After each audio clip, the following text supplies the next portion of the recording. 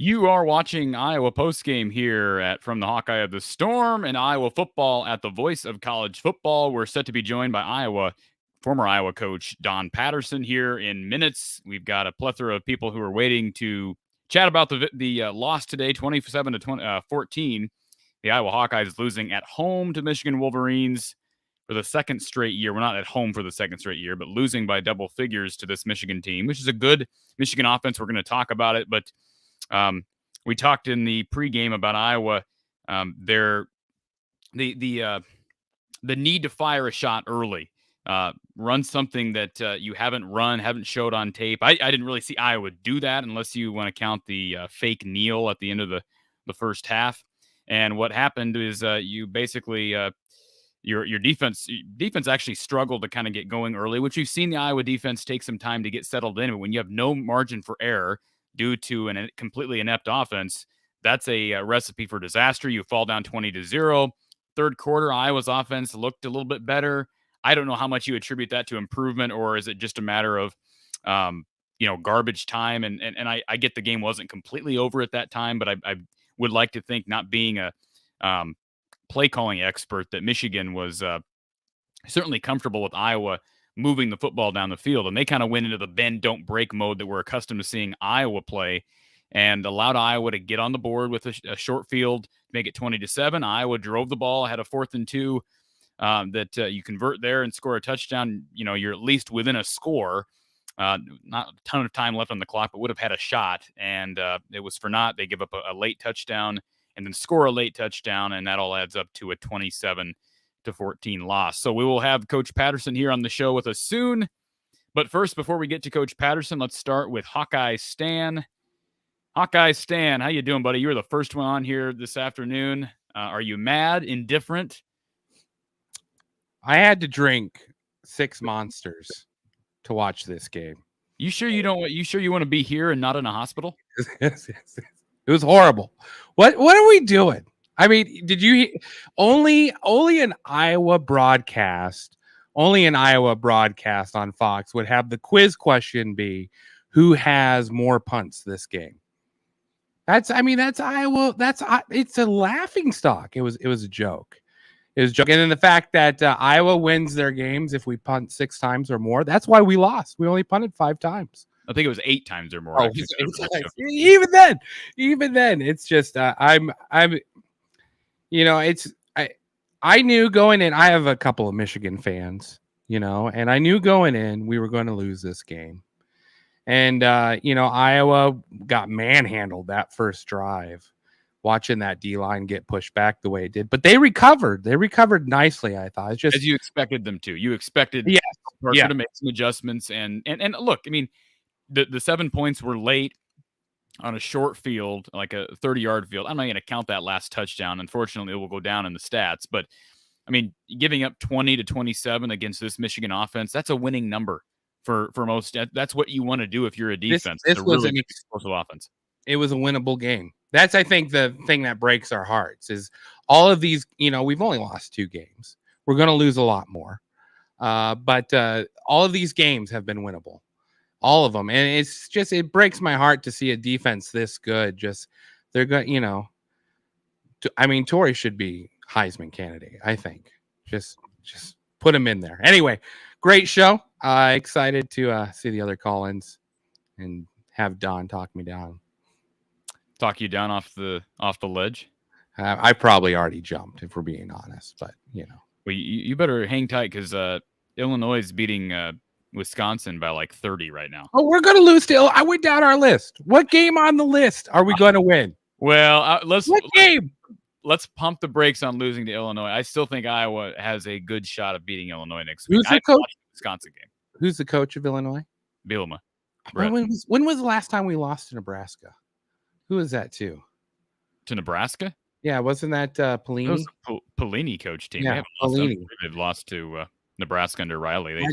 No, you're right. But Bielema knows Iowa football, and I mean, it's not hard to beat us. All we got to do is put 8 in the box, give Petrus just a little bit of pressure, and watch it all unfold. And it's an easy formula. I mean, after a while, the over the middle was wide open, and you notice they started putting Reganey down and doing the shallow mesh routes, and we started getting completions there. But I mean, it took us 3 quarters to figure that out, and it doesn't bode well. Anyway, I'll let you go. I could rant forever. No, you're good. I appreciate the call, Hawkeye Stan, and stick with us because Coach Patterson. I got a lot of questions for Coach Patterson. I know our listeners have a lot of questions for Coach B as well. All right, we move along to Jackson. Jackson, how are you, sir? How we doing, boss? Well, I'm all right. I mean, it is what it is, right? I mean, I don't think many of us expected a win today, but it's heartbreaking. Regardless, it's definitely heartbreaking. I mean, again, same thing with the Iowa State game. They do it to us. It's almost. I asked the question during the game. I'm like, why do they feel like they need to give us hope near the end of the game when we know how it's going to end? And I've had this question for the past couple of weeks. It's kind of like, and I get the coordinator group is a very close group, and the leader and the player leadership very close with everybody. But as a defensive leader and Phil Parker as a coordinator, you feel like you kind of have to speak up. You have a top 5 defense and a bottom 10 offense is what it feels like. You just feel like you got to step up and stand up for your guys. And I get, it's football and that happens. And seems to be a trend the past couple of years. But, what do you do when you're in that spot? We see it this week. We played, I feel like, as good as we could have did on defense. Like you said, the late touchdown, I'm not going to count it. 20 points against a top Big Ten offense. And, it's hard to see us only score 14. But one more thing to add is I'm very anti-Petrus, but I feel like at the beginning of the game he struggled. But, when we take those shots and he makes a couple of good passes, you see that confidence go up. And I get we're hurt, without Keegan. And Reganey's been kind of spotty every once in a while. And Laporta seems to be our only reliable option. But, like you said, touch on it. Early shots, I feel like, is what could be the key to this offense. And I feel like sometimes we're just not aggressive enough. And I completely agree with you on that. Now, part of the reason they're probably not aggressive is what we saw there at the end. Now, I will add this. People who are complaining about the O-line, it was not good. I get that. But when you can tee off on the quarterback when you're down 2 or 3 scores late in the game, I mean, yeah, they're going to send pressure in that, situation. yeah, And but hold on. Let's keep this in mind though, Jackson. Let's keep in mind that I have to watch that last series where basically Iowa got sacked 4 times. I don't think it counted as 4 sacks, but if you watch that back, I don't believe any of those sacks came on blitzes. Now I could be wrong. Maybe they did, but I know Colby just got beat a couple of he times. just got burned. And yeah, so that's what I'm saying. I don't think it's necessarily a matter of numbers. I think, well, there's most certainly still major issues along that offensive line. And it's just funny because I get these messages throughout the game from friends and people who listen to the show, and they'll say, well, our line can't block. And then somebody else will say, well, why are we still playing Spencer? Or why is Brian Ferentz employed? Or, the game has outlived Kirk. So nobody's on the same page about what the problem is. And I'll say the same thing I said at the end of last year. That's because there are so many problems. It's not just one problem. Exactly. We have a young O-line group there. And, we're going to develop. I mean, I see it with Caleb Johnson, especially, and Keegan and Arlen being so young. I mean, the next couple of years is very bright, and it sucks that we're kind of, for lack of a better term, wasting that potential. But, I mean, honestly, not a lot of people expected us to come in. Not a lot of people and win. Not a lot of people expected us to come in and compete like we did. Blake Corum had, everyone last week he had record-breaking yards, I believe, against Maryland. And, I mean, he had a lot of positive plays, but we played a lot of bend, don't break, it seemed like, and it worked. Unfortunately, we couldn't cause turnovers, and we couldn't really get to JJ enough. But, I think we played good overall, especially towards the end of the game. I mean, it's kind of disappointing to get shut out in the first half, but I think we have a bright future ahead of us. And whether that's with Brian leading, I get he's very inconsistent, and who knows who our quarterback's going to be next year. But I think we have a bright future. And I feel like, as an Iowa faithful, I mean, I live in California. I've lived in California for 80% of my life, and I'm still the only Hawkeye fan that seems to be out here. And I still tune in every week and make sure. And it sucks to watch sometimes, but, you can't help but think, the future looks very bright for us. No, I appreciate your positivity. I just want to respond to Mr. CEO who's in the chat, who doesn't understand anything about football. Iowa's D-line is also non-existent. You have no idea what you're talking about. Did not watch the Rutgers game very clearly. Well, he also has no idea what he's talking about because he doesn't understand the concept of time of possession.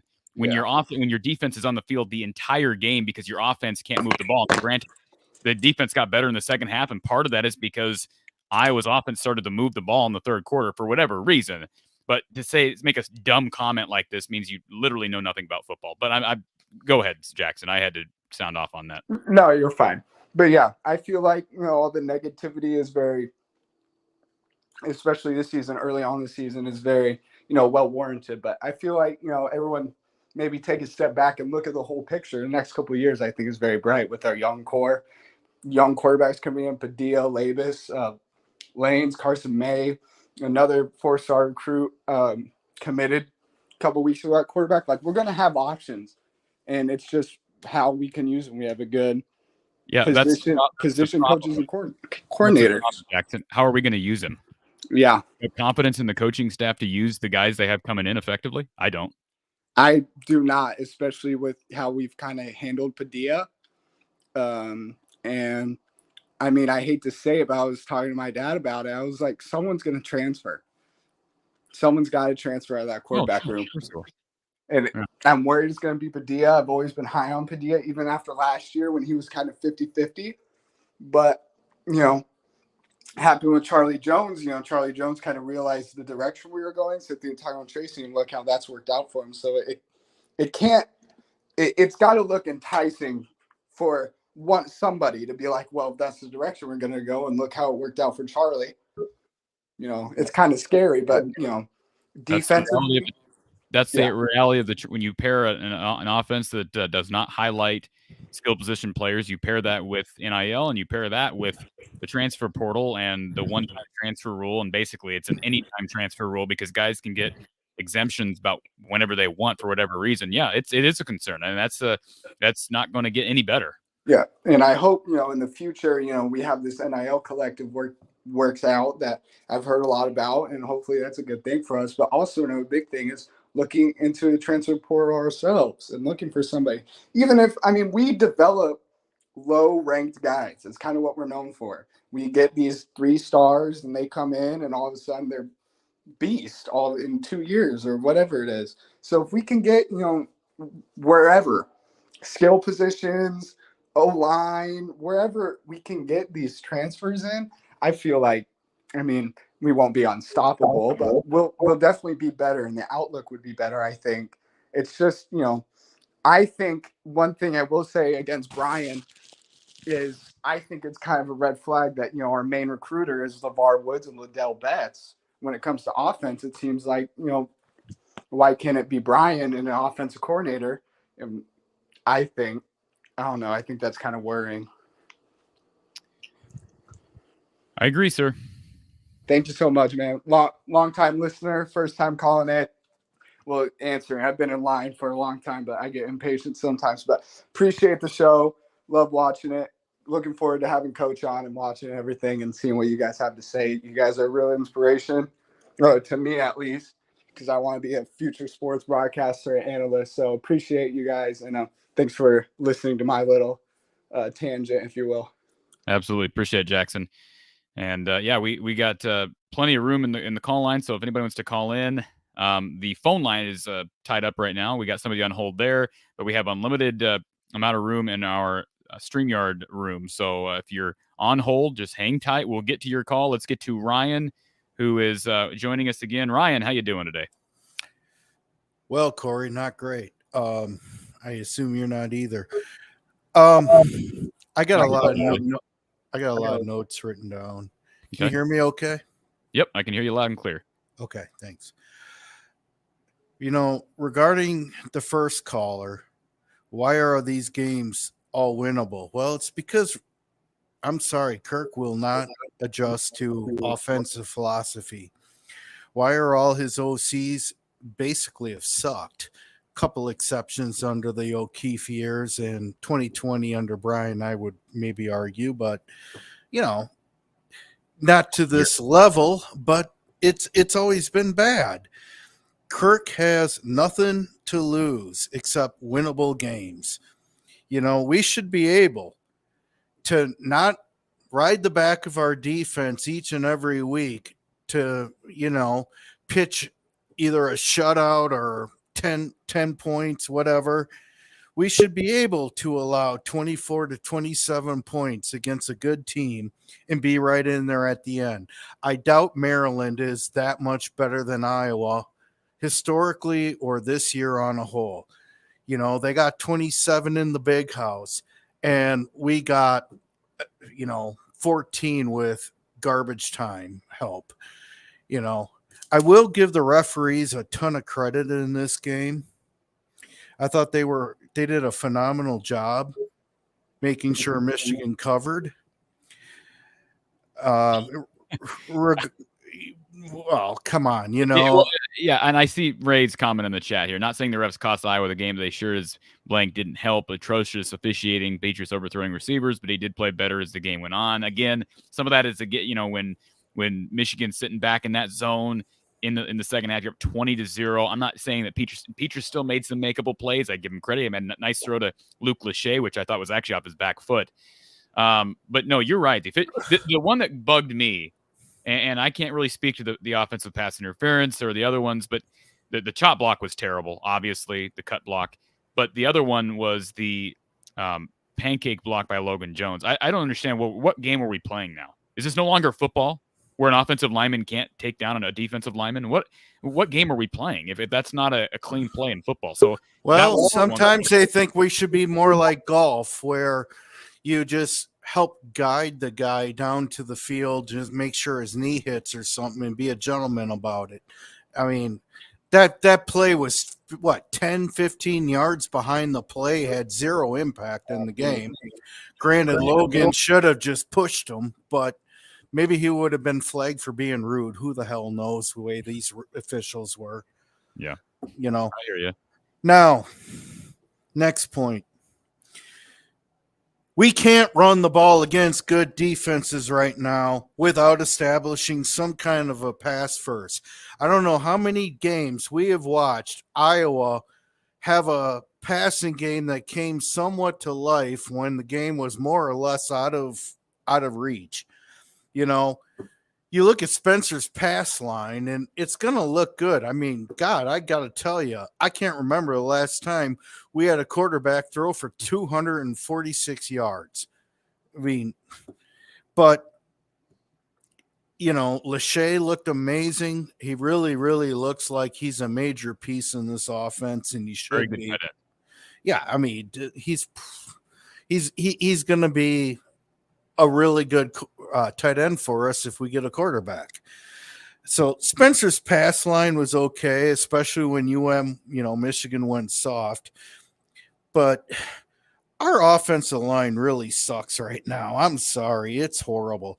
And that being said, Spencer holds on to the ball way too long. That first play in the second half, if you had below average mobility, he could have taken 2 steps over. The guy would have overrun Spencer. He just barreled right into him, and Spencer had a little bit of time to make a decision. Either I'm going to move my legs a little bit like a competent Big Ten quarterback, or I'm going to throw this thing away. And yet he just tucked it and took a 9-yard loss. It was just so defeatist, you know. Play calling wise, again, you only see a little bit of pulse if the game's already out of line. I mean, stop running into a brick wall. They had some stretch play success. You got to go to that. And for the love of God, newsflash, Arlen Bruce is on the team and he can get you chunks of yards, but you got to kind of scheme for him. But, you know, all that said, Corey, and I know you blasted me, I don't know, 2-3 weeks ago when I said this, I am convinced Brian Ferentz is going to be assistant head coach by the end of November, maybe early December, because Kirk will double, triple down on bad. Obviously, as I said earlier this week, he scanned the world far and wide to fix this offense, and that's what he came up with. Last thing I'm going to say is for the Michigan fans like Mike Fort and some others that are probably going to call in, take your little smirk back to heaven so we can vent in hell. Ryan, you're free to call back when Don comes on. Oh, it depends if you take my call after that. You're good. Appreciate the call, Ryan, as always. Thank you. All right, I get it's lively, folks. Please do me a favor before we continue, and we got callers waiting. Please do me a favor. Just if you're in YouTube right now, scroll down, hit that little thumbs up button. That would help immensely. I know you don't think it's a big deal. It is. Please hit the like button. And if you're new to the show or you've watched before and you've never bothered, please subscribe. That does help as well. And I want to acknowledge a couple super chats here. Lemansky says, Corey and Coach Don, thanks for doing these post games. Corey, you and I talked about 7 and 5, and we are headed that way. Bryce, thank you, Lemansky, for the super chat. Bryce, at the end, why were we going for it on 4th and 22? Well, you could lose the game either way, Bryce. I don't really have an explanation for you. It's either that or punt and lose the game probably 20-7. Iowa ended up getting the ball back and getting a late garbage touchdown. All right. And then I like this username. I'll hang this one around for Coach Patterson when he gets here. Don Patterson's biggest fan. Appreciate the super chat.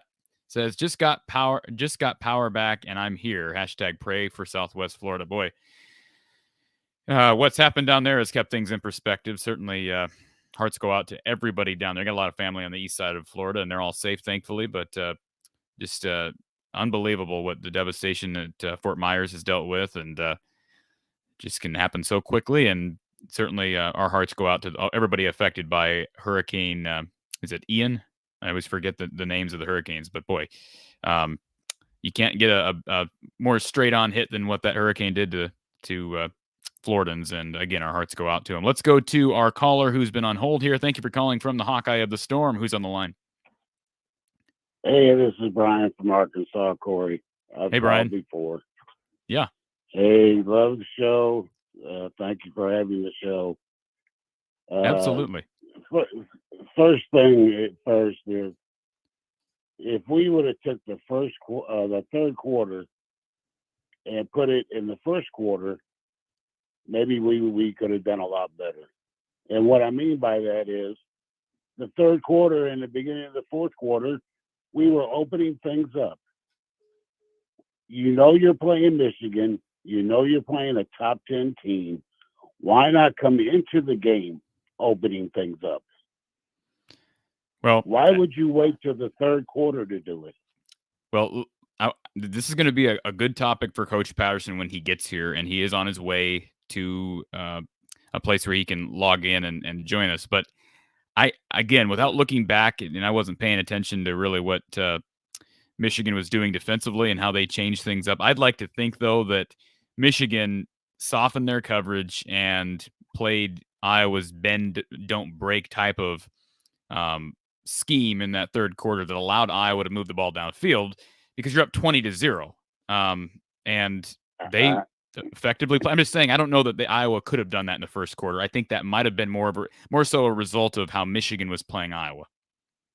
We could at least try. I get it. No, you got to they got to throw the ball downfield more. You're absolutely right about it. I don't understand that at all. But the problem is, at some time, in obvious passing situations, they don't know how to throw the ball downfield because they don't have pass protection. And that's why I've been after him for so long. And I asked Brian Ferentz this question several weeks ago. Why are we not taking advantage of waste downs? And exactly. I don't ever get a good answer. He doesn't have one. I don't understand why we're running the ball on 2nd and 1. I don't get it. Yeah. Those are the only times where I feel comfortable going play action, where I feel like Spencer's got a good chance of having time down the field. And that's what he does best, is throw the football down the field. Yep, you're exactly right. And I agree with you, Corey. This I hate to down the caller called in to say that our future looks bright. It doesn't look bright to me because of the fact that we don't use the recruiting like we should. We sure didn't use the portal like we should. I mean, this problem goes a lot deeper than what the fans and what the coaches will admit. This problem, this is not a easy fix problem, because we've got coaches that can't recruit, and we sure got coaches that don't know how to use the portal. I agree. I'll say this, just a prediction. I think they're going to be forced to use the portal this coming offseason. I think they will, because I don't think they're if I'm wrong again, I'm wrong again. But I know. And hopefully they'll know how to use it. I know. Because they're going to have to use it, Corey. They're just going to have to. Well, I can tell you this. Their players are going to use it. There are going to be players for Iowa that use it. Yeah, you're not kidding there. You're not kidding there. Yeah, the players will definitely use it for Iowa. But it just, and then the officiating, we can go over that till next week. I mean, it was pretty bad. Yeah, it wasn't good. It was pretty bad. But that at the end of the game, the 4 sacks in a row, that was pathetic. Absolutely pathetic. It was. But again, they're teeing off on Spencer. I don't know how many men they were bringing, but Spencer, it's a multi-level problem, because we know this, but Spencer has no ability to make a guy miss when he gets through the plays over. No. No. So it's not just Spencer, but it's a combination of offensive line play, quarterback play, lack of mobility at the quarterback position, and the fact that you're in that situation in the first place. So I agree. It was brutal, painful to watch. Well, I mean, they had one player that had 2 of the 4 sacks. I know, but that's very reminiscent of the 2019 Michigan game and the 2019 Penn State game. Very reminiscent, except Iowa actually had a tough quarterback in 2019. No offense to Spencer Petras, but I'm going to say this: Nate Stanley was a tough tough guy at quarterback, and they don't have that this year. And they haven't Thank had you, it since Corey. 2019. They sure did. I'll let other calls call. I appreciate the show, Corey. Appreciate it, sir. Thanks for the call. Yeah, great stuff. And I understand the frustration. And as this show is always intended to do, this first hour or so, we're kind of letting people vent. And I have no problem with that at all. We're going to have Coach Patterson on for some breakdown here in a little bit. But feel free to get it all out. I have no problem letting you all vent. And maybe Drill MVP will help us to calm down. Drill MVP, we've had some people wondering where you've been, sir. Yeah, I saw that. Today wasn't a good day for Kentucky football either. I'm not sure if you saw the score of that game. No, I saw they were behind. I haven't seen the final. Kentucky lost 22-19. I'm very sympathetic to the people who say Spencer holds on to the ball too long, because Will Levis, final play of the game, held on to the ball too long, got it strip sacked, fumbled, recovered by Ole Miss at the 5-yard line. Okay, but Drill MVP, please don't insult Will Levis. No offense, that kid's a player and you know it. Oh, he's a great player. He is one of the top 3 quarterbacks in all of college football right now. I'm going to say that, but he's not perfect. He does make some mistakes, and that is one of the mistakes he makes, is he holds onto the ball just slightly too long, and it costs him. But yeah, I want to bring some optimism, some hope for the Iowa Hawkeye Nation. I know this was a tough game, but most people didn't expect Iowa to beat Michigan. If you look at their division they're currently in, it is not a difficult division at all. Iowa could still be tied in first place even after today if Northwestern loses to Penn State. So everything Iowa wants is in front of them. Yeah, I understand what you're saying. I don't know. I'm not even thinking about the division. Frankly, from an Iowa perspective, this is just me, Drill MVP. I'm not even thinking about the division, because I don't think it's realistic to even think we're going to have a say in who wins the division in 2 months. I really don't. Well, if the goal is 8-4, 9-3 for this year, I think most people thought Iowa would take a step back. Wisconsin doesn't look as nearly as good as that we thought they would. Nebraska's awful. Northwestern lost to an FCS school. So those are 3 games they should win. Illinois slightly improved, but I don't know how talented they are. I mean, they beat down on Wisconsin today. Yeah, I know. That was shocking. So I think what is Iowa? 2-3 or 2-2, 3-2, something like that. 3-2. I mean, 1-1 in the Big Ten. But you're right. I mean, technically the race for the West is not over. But I guess my only point is I just don't see when I look at Iowa now through the lens of this offense and quarterback play and protection, I don't see them doing any better than 7-5. I just don't at this point. And 7-5 ain't gonna win the division. So I don't know if it's gonna be Purdue. I know Wisconsin's down. Illinois is better. Heck, I still think Purdue's gonna have a say. I think people were writing them off because they went on the road and lost at Syracuse and struggled against FAU. Those games make no difference at the Big Ten Conference. Imagine if they had beaten Penn State, and you could argue they should have. I still think that Purdue team is going to have a say. And you want to guess who was the leading receiver for Purdue again today? Charlie Jones. No surprise there. But they will have a say, and I think Minnesota will have a say. I didn't get to watch the Purdue Minnesota game, but all I saw was the final score, and Purdue beat them comfortably. So it's a weird division. I know people want to say that the division's down. I think you could argue that, certainly, but I also think it's just collectively maybe a bit better, with Illinois better. But it's probably down overall. But I've been saying for a while, Illinois has looked pretty good all year, Drill MVP. If you've watched them, they look decent. They had that one loss to Indiana, but boy, they could easily be undefeated right now. Oh, absolutely. Illinois has looked like the most consistent team in the division, which is something I did not think I would say up to this point, but here we are. Outside of Illinois and Minnesota, I don't see any team that has that's been consistent. Every team has been up and down, and I think Iowa beats Wisconsin right now. I think they beat Northwestern. I think they beat Nebraska. So that's 3 wins. You're 6-6 at worst. So you're most likely going to make a bowl game at a minimum. So I don't think it's 5-7. No. As some people are saying. I think it's 6-6, 7-5 is reasonable. If you get to 8-4, I'll be really surprised, because I don't know where those 8 wins are going to come from. Maybe you're right. Maybe you still won against Wisconsin at home, but I think 7-5 is at this point reasonable. See, I wouldn't even call it a steal at this point, just because of how bad Wisconsin's been. I mean, they're like Iowa, except they don't have a defense. They lost to a good Washington State team at home and a really good Ohio State team. So today, I don't watch today's game, but I would like to think that Wisconsin will still have a say. I'm not saying they're going to win the division, but I think they'll still have a say in a month from now. I just think that team is too well coached. I'm guessing. I mean, I haven't looked up and down their depth chart recently, but that's still a fairly veteran team with veteran pieces. I would like to think they'll figure it out to a point. That game's not going to be a walkover in Iowa City. Iowa can't score points against Michigan's defense and Wisconsin's defense. I know they've given up points today against Illinois. Without watching that game, I can't say what exactly happened there, but I'd like to think that Wisconsin's defense will stay in every game just like Iowa's. Okay, so next week they've got Illinois on the road. Is this a must-win game for Iowa? Must win for what? The division or?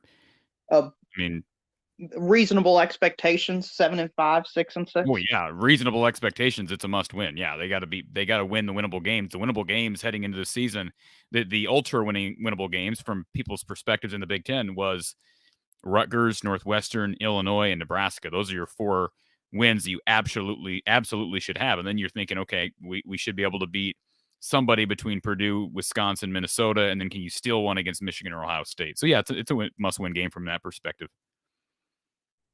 Yeah, I would agree with that. I think most people out after the first 2 games in the Big Ten expected Iowa to be 1-1. They're right where they should be. I think the offense is a major concern. I don't think people saw it being this bad right now, but there are some positives, and that's a lot of teams are just beating up on one another. We could see a team. I thought you had 2 losses would be to win the division, but now it looks like 3 losses could win you this division. You could be right.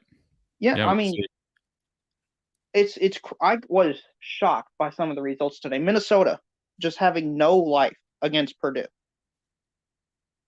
And David O'Connell, I thought with him being hurt, he would have played bad, but he played very well against Minnesota. So I don't think it's the end of the world. I don't think Iowa's going to go 5-7. I still think they're going to go 8-4. I think everything's fine. They're where they should be. The only game I would say for sure is the loss right now for Iowa's remaining schedule is Ohio State. They could beat Illinois. They could beat Northwestern. They could beat Purdue, Wisconsin, Minnesota, and Nebraska. They could win all of those games. It's a way to look at it. Right. It's not likely, but they could. All those games. They could also lose all those games. Oh, exactly. They could lose every single one of those games, but they could also win all of those games.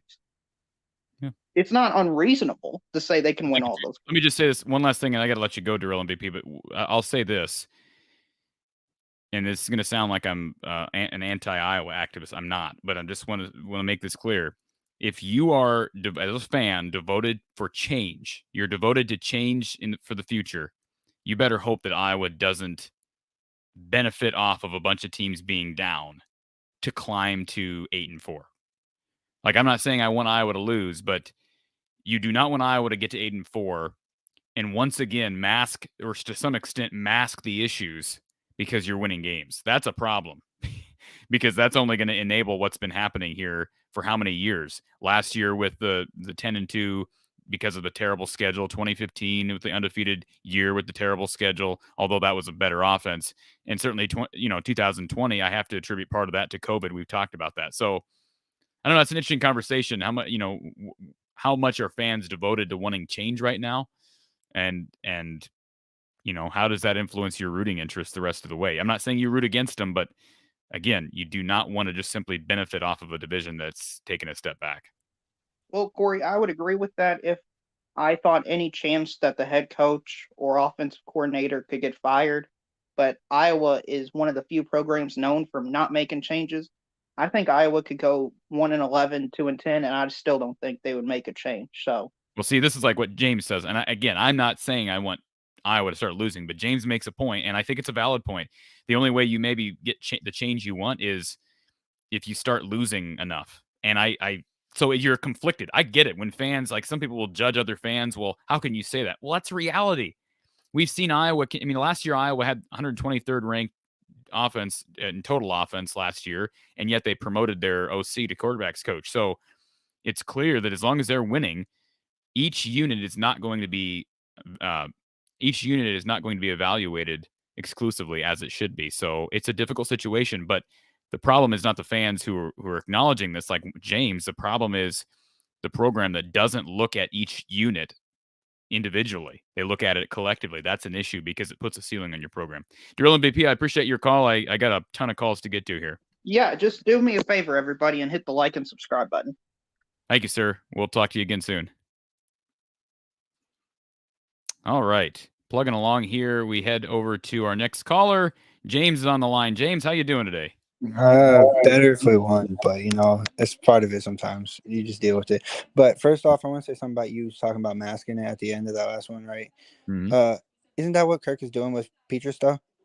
Body of work. You know what I'm saying? Like talking about body of work, talking about 110 in a row. Isn't that kind of what he's doing?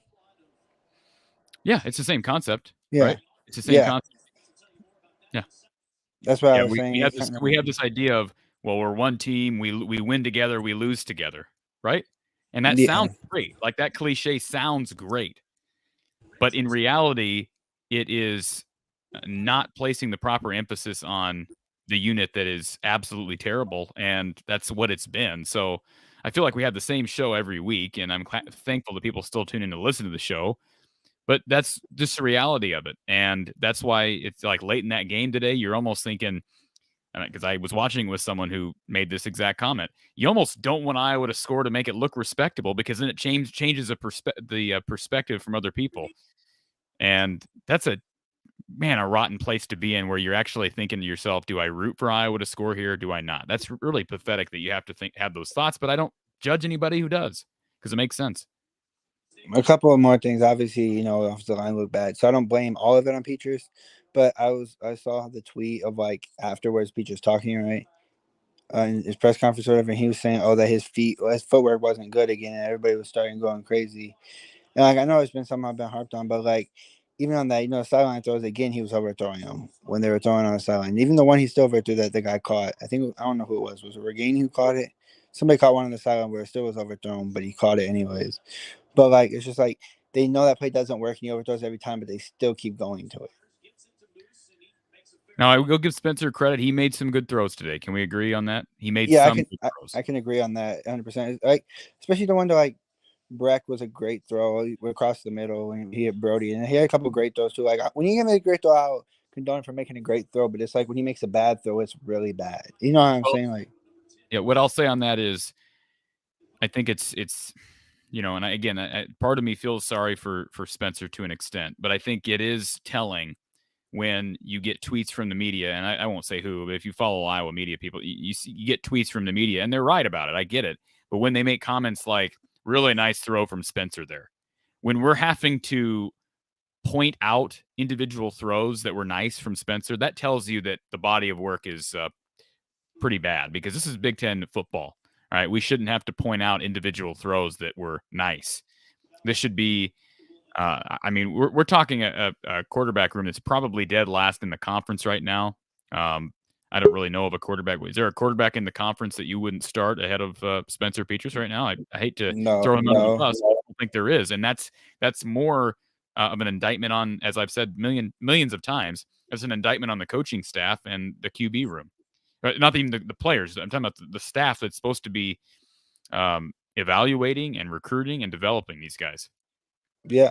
And then one thing you talked about transfer portal too, like you think they go to transfer portal, but you also got to look at the way they went to the transfer portal, right?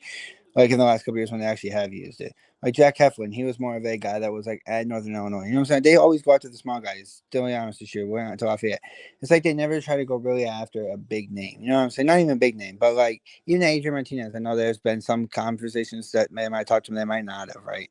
That's still a bigger name than like somebody playing at a smaller school. I'm not saying somebody at a smaller school can't do it, but at least get somebody probably has a better chance of doing it, if that makes sense. And that's something I just don't know if they will do. I get you. Because I just haven't seen it. But overall, it's like you were saying, I don't know the other James was saying, I think it's, to be honest with you, I think it's, I don't want to lose. I want to win every game. Obviously, I would like to go 12-0, 13-0, you know. But like sometimes I think it is good to lose in this situation because if it was just somebody's open his eyes with him being like, oh well, the body of work is good because he won 10 in a row or however many features won in a row. So like maybe it's just beneficial that yes, we want to win every game, but we also got to look at it from a perspective of like change happens. A couple more things though. There was a lot of recruits there. What do you think this game? What do you think the recruits think of this game? Well, you hope that the environment is what's selling the recruits in situations like this, because certainly the play on the field offensively is not what you want. I still think the defense played well once they got settled in. It took a while. You know, Phil Parker's got some things to clean up, especially on the ground. But I think you just count on this environment. It was an exceptional environment. You don't want to see fans leaving early, which they did, but you hope that the environment is what's impressing these kids. And some of the kids you hope were already sold. I mean, like, was Asa Newsome there? I don't even know if he was there. I know Seth Wallace was at his game last night because they played Marion. So it's him versus Alex Moda. So I know that they played at Marion last night. Seth Wallace was there to watch both of them play in a way. Yeah. So I don't know if he's there tonight. I know Caden was there for sure. And I know the Jones dude from Indianapolis, or from Indiana, I know he was there as well. Leighton Jones, yeah. Yeah. Yeah. I'd never read too far into one performance affecting a recruit, but if you string enough of these performances together where the offense is poor throughout, it's not going to help for recruiting on either side of the ball. One more big question. Do you think that like people seeing Charlie Jones be successful is going to be tougher for us to keep like the top receivers like Bruce and Johnson? Yeah. I mean, I don't know what the future is with Johnson. He's not even playing. So, I mean, I don't know. I think they need an overhaul. I don't know if that means they need to let Kelton Copeland go. I don't know that that's the answer. I wouldn't place the blame on Kelton at this point. They just gave the guy a raise, and in the offseason, which didn't they gave Brian Ferentz a raise, and he didn't deserve it either. So at that point, I think he was just throwing out money just to try to keep some people there, like Parker, which he should have. But then he felt like, I'm throwing money at Parker and Woods. I got to throw money at everybody else, or else everybody else is going to feel left out, if that makes sense. Well, this isn't a daycare. All right. This is Big Ten football. We're not handing out raises to people that don't deserve them. I know, but hundreds of thousands of dollars, and there's going to be more money, in a year or two with this new TV deal, and I'm anxious to see how Iowa uses it. Yeah, I agree with you. That's not a place to do it, but Kirk, I just don't know. Sometimes it seems like he's just content on the same way. He's been the same way for how long, so it just seems like he's content a lot of times. But I enjoyed the show as always, and we'll see what happens. I mean, there's a chance you could not win another game this year. I hate to say that, but there is, just because the way the offense looks like. If the defense keeps staying on the field for however long they're on the field for, like, how long were they on the field for like 40 minutes? Yeah, I got to pull up the official stats. I think I got them here. But yeah, time of possession was ridiculous. Then you're not going to win a lot of games that way because they're going to get tired at some point, so then they're going to give up points. And if you can't match the points, not even match the points, but if you give up 3, but you can't even give up 3 at some point, if you give up 3 9 times, you can barely get 3 yourself. You're already digging yourself in a hole. Yeah, you're right. So we'll see what happens, but I enjoyed the show, and I'll let you get to the other callers because I don't want to take up their time. Appreciate it, James. Thanks for the call. Oh, I know. There's so many things we can hit on. I didn't know what people's perspectives would be, on this game, given the lack of expectations from a lot of people. But I understand the frustrations, and you're gonna have a good Illinois team coming for that. Boy, you had a packed house out in Piscataway. Imagine what it's going to be in Champaign next week. Those fans are going to show up, and I know that that's typically not a real tough place to play.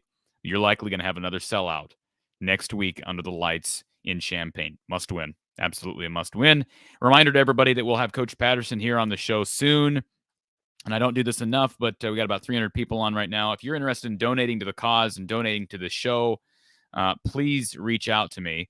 Well, actually, you don't have to reach out to me. You can reach out to me if you want to donate, or I should say, support the show by sponsorship. You can email me from the eyeofthestorm@outlook.com, from the eyeofthestorm@outlook.com. But if you want to donate, there are links to Venmo, Cash App, and PayPal, all in the description.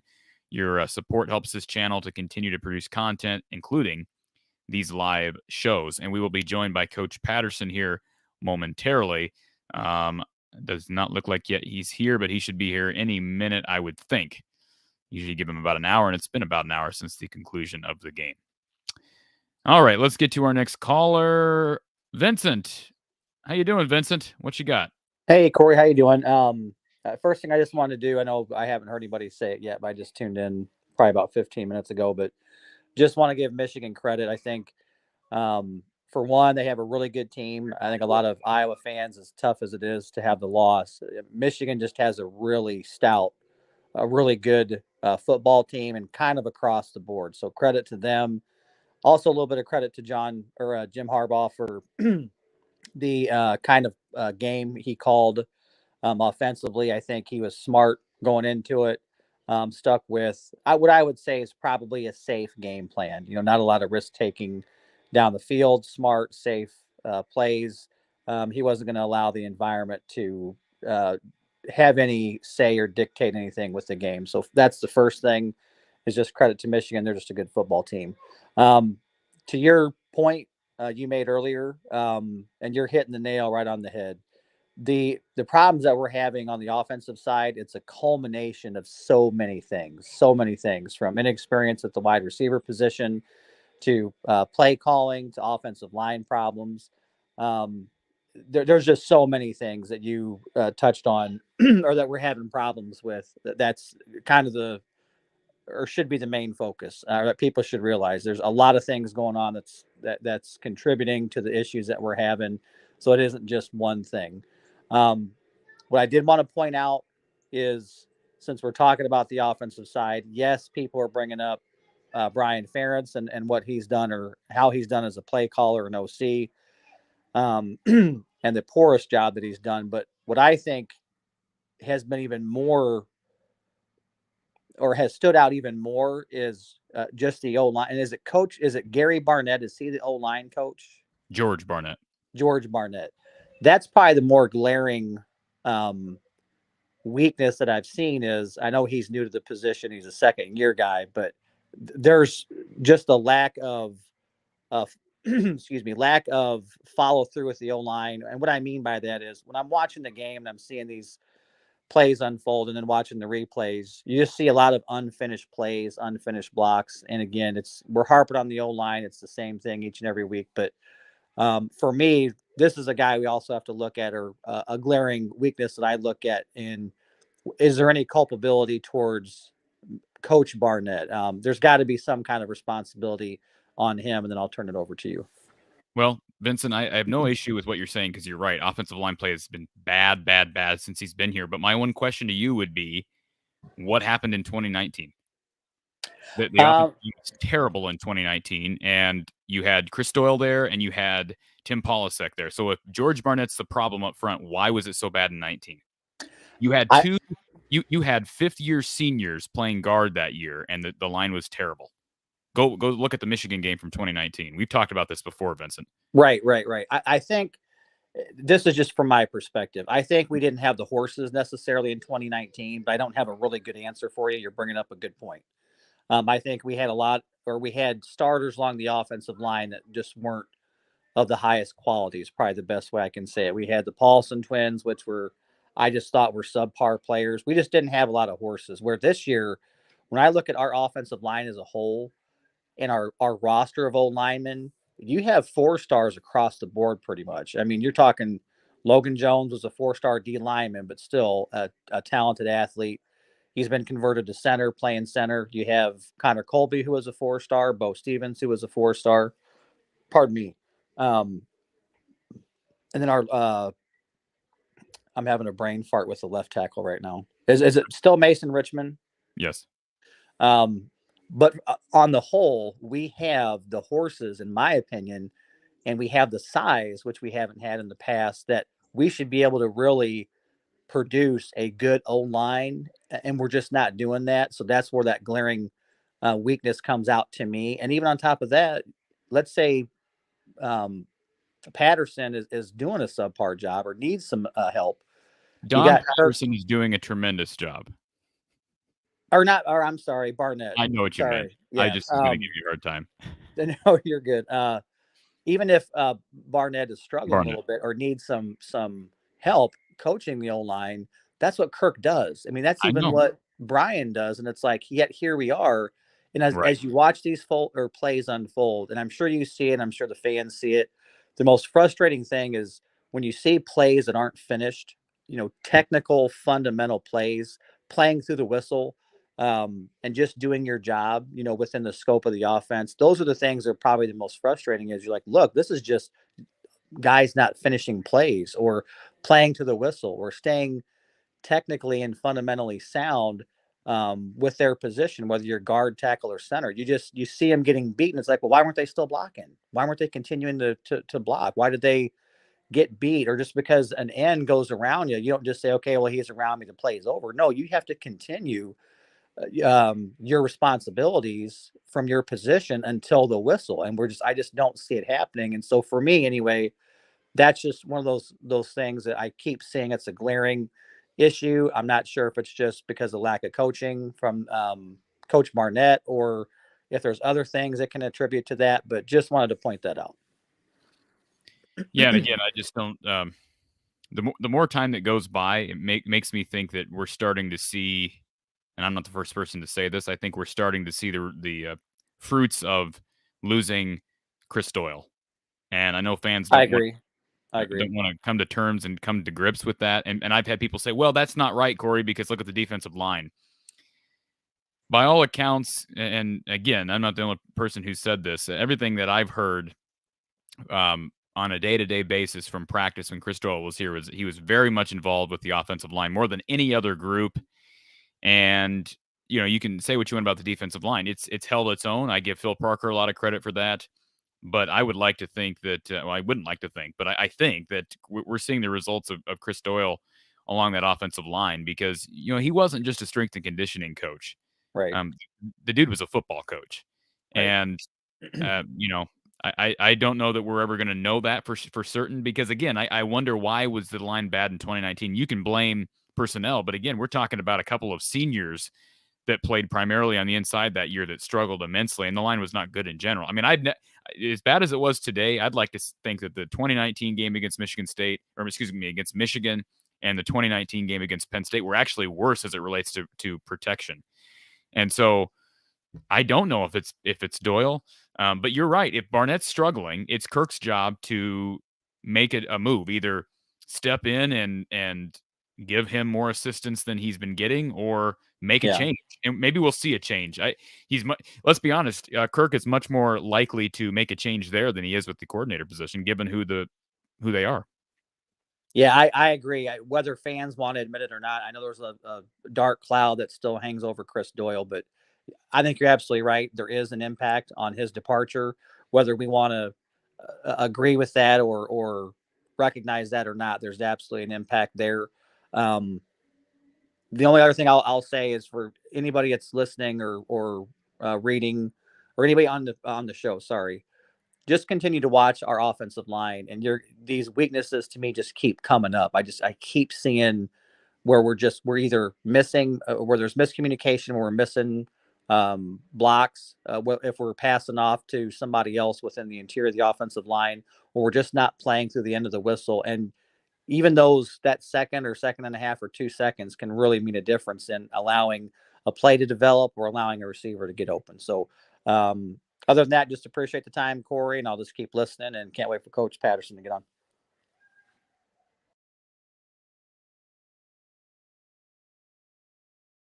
Just as Vincent said that, I apologize for being muted there for a second. Appreciate everything, Vincent, you had to say there, and great stuff as always. Great calls as always. We've got Coach Patterson, who is joining us here momentarily. He is in the chat. We've got callers to get to.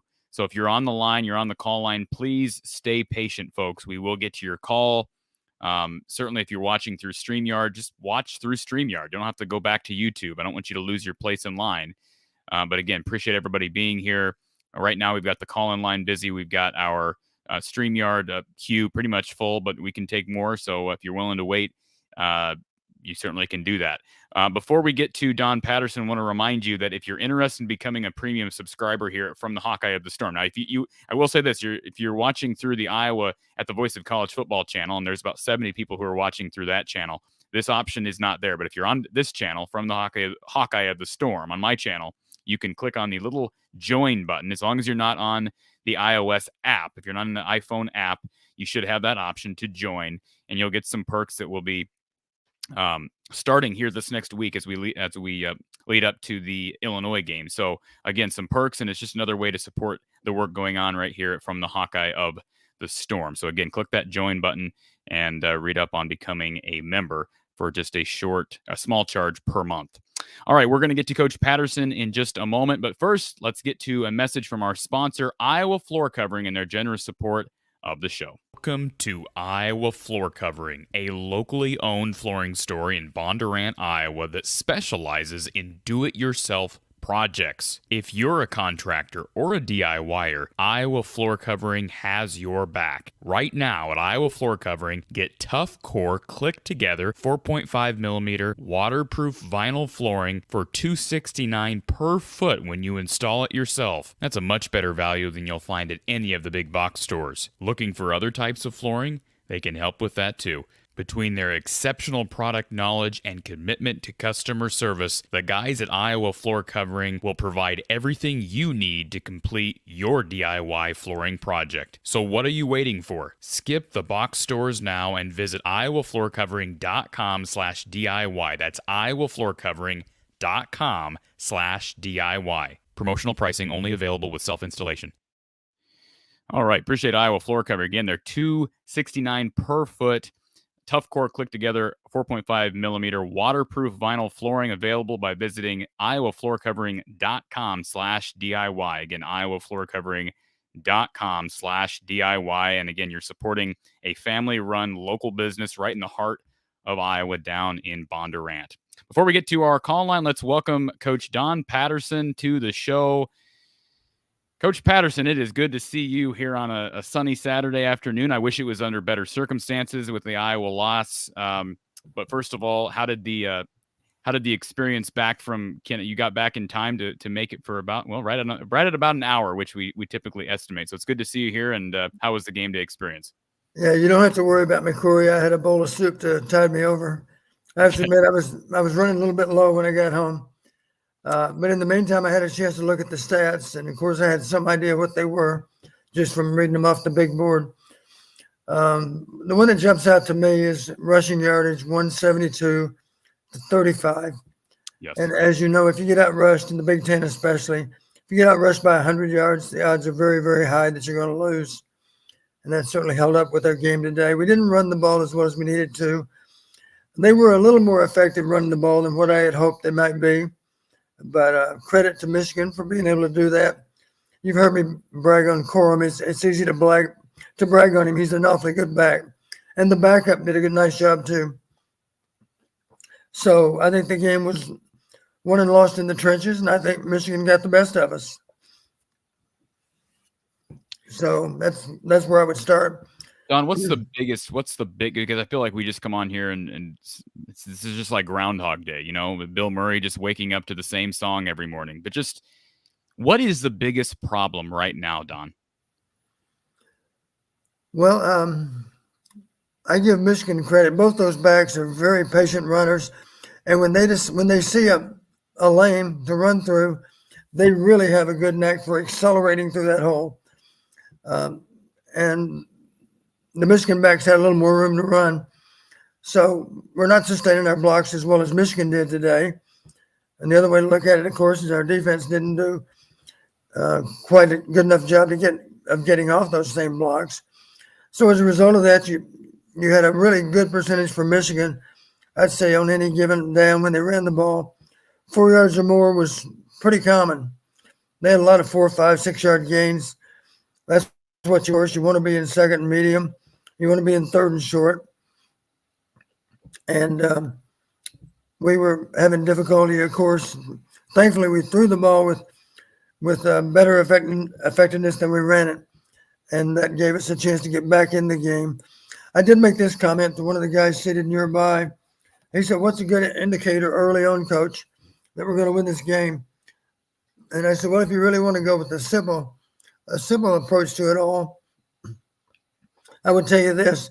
The first time we get into a waste down situation, if we run the ball, we're going to lose the game. And if we throw the ball with good play action, we're playing to win. We're going to win the game. I know this one, Don. I know the answer to this one. Call on me, please. Well, the first waste down, as I recall, was 2nd and 2. We ran the ball. And a little bit later, we had 2nd and 1, and we also ran the ball. Second half, when we decided to get a little more aggressive with our play calling, it was a little bit late, of course, but at least we showed a lot of good signs in the second half. I think our guys have a lot to be proud of in that they did not quit. But if you're down 20-0 against a decent team, it's not going to happen. Right. We tried to make it happen. The fans tried to do their part, but Michigan, and I give a lot of credit to the Michigan play caller because we were hoping we could get McCarthy rattled, but a lot of his, especially first half throws, were high percentage throws, easy completions. A lot of them were thrown behind the line, even to the back, swinging out of the backfield, and it gave him a chance to gain some confidence and gain some rhythm. And as a result of that, of course, I think he threw 75% for the day, 18 for 24. No turnovers on either side. We need to win on turnovers, of course, to be able to beat a good team. And we were only even today because neither team turned the ball over. How much those numbers, though, Don, were inflated because when you're up 20-0, Michigan is going to sit back in that zone and allow Iowa to move the ball and keep Iowa in front of them because they understand that it's a tall order to expect Iowa to score 21. Is that a factor in this? Were Spencer's numbers inflated because of how Michigan was playing in that second half defensively? Well, some of the yardage in the fourth quarter you might want to classify as, I hate to call it garbage, but the game was pretty well settled. And as you said, I don't know how much Michigan substituted. Not a whole lot, I don't think, but some. And it seemed like we had a little more time to throw in the latter stages of that fourth quarter. Obviously, the yardage would have been more legitimate if we picked up the same number of yards in all four quarters, but we didn't. I believe we were less than 100 yards at halftime, as I recall. So the yards came a little bit late for us, and we didn't have the proper mix of run and pass, and that of course made the difference. All right, we've got a bunch of calls. We're not done breaking this thing down, Don, but I want to get to some callers who've been patiently waiting on hold. And to some of our callers, I'm not going to kick you off soon, but we want to keep things rolling because we have a lot of people on hold. First of all, let's get to Kyle, who's been waiting on hold for quite some time. Kyle, appreciate your patience. Thank you, Corey. I know there's going to be a lot of stuff here that you guys have gone through already, but I have a few observations. Appreciate having you, Coach Don, by the way. So, again, like everyone else has said, I thought this game was completely lost in the trenches.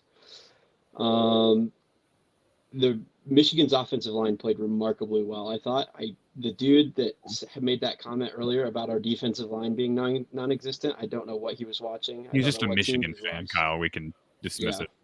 Yeah, that was garbage.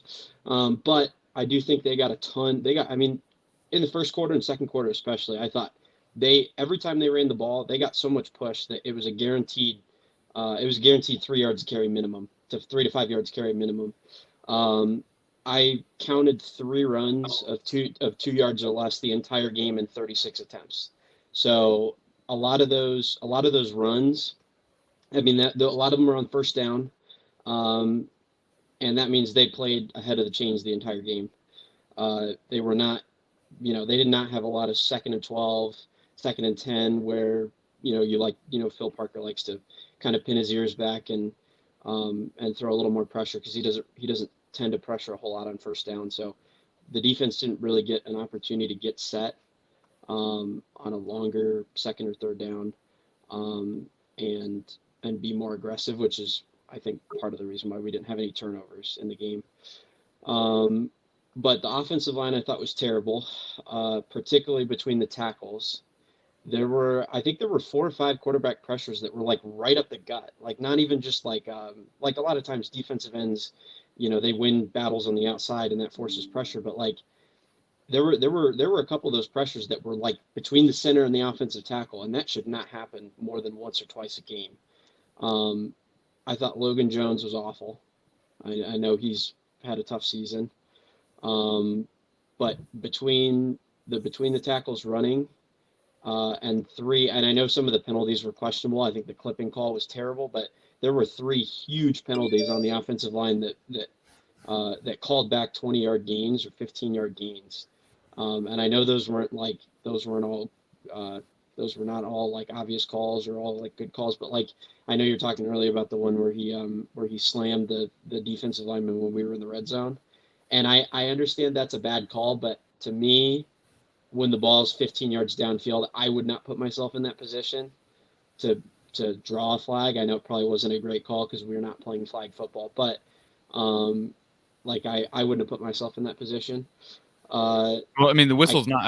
What I don't like about that play is the whistle wasn't blown, and if we're teaching our guys to finish plays, and you can't pancake a guy, again, Don, what did you see there? I know you were probably watching the ball, but did you see the replay on the Logan Jones unnecessary roughness penalty that happened before the whistle was blown? I know the play you're talking about, but honestly, if you were in the stadium, you probably didn't have a good appreciation of the play as you did from home. You got no explanation, of course, from the announcer. So I don't know. I knew what happened. I knew he was blocking way, way behind the ball, as Kyle mentioned. I didn't know if it was after the whistle or not, but it was a mistake of enthusiasm, I guess you could say. He had a chance. He had the guy off balance. He had a chance to drive him to the ground. He did it. But honestly, the ball's long gone by then, and it's unfortunate that it was called. But they're trying to be sure there aren't any dirty plays, so that would qualify as a dirty play, I suppose. Unfortunate, but it's how is it fundamentally, Don? How is it a dirty play? Fundamentally, how is it a dirty play? Just because it was behind the action?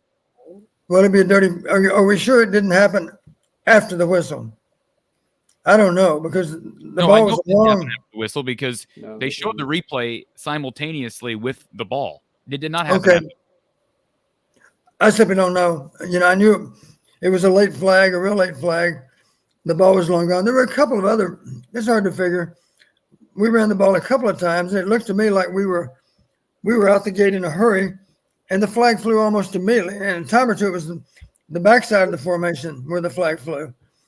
And I'm thinking, we flew the line of scrimmage so quickly, and I think on the one I'm thinking of, we ran to the left, and I think the flag was on alignment on our left side. I forget which one.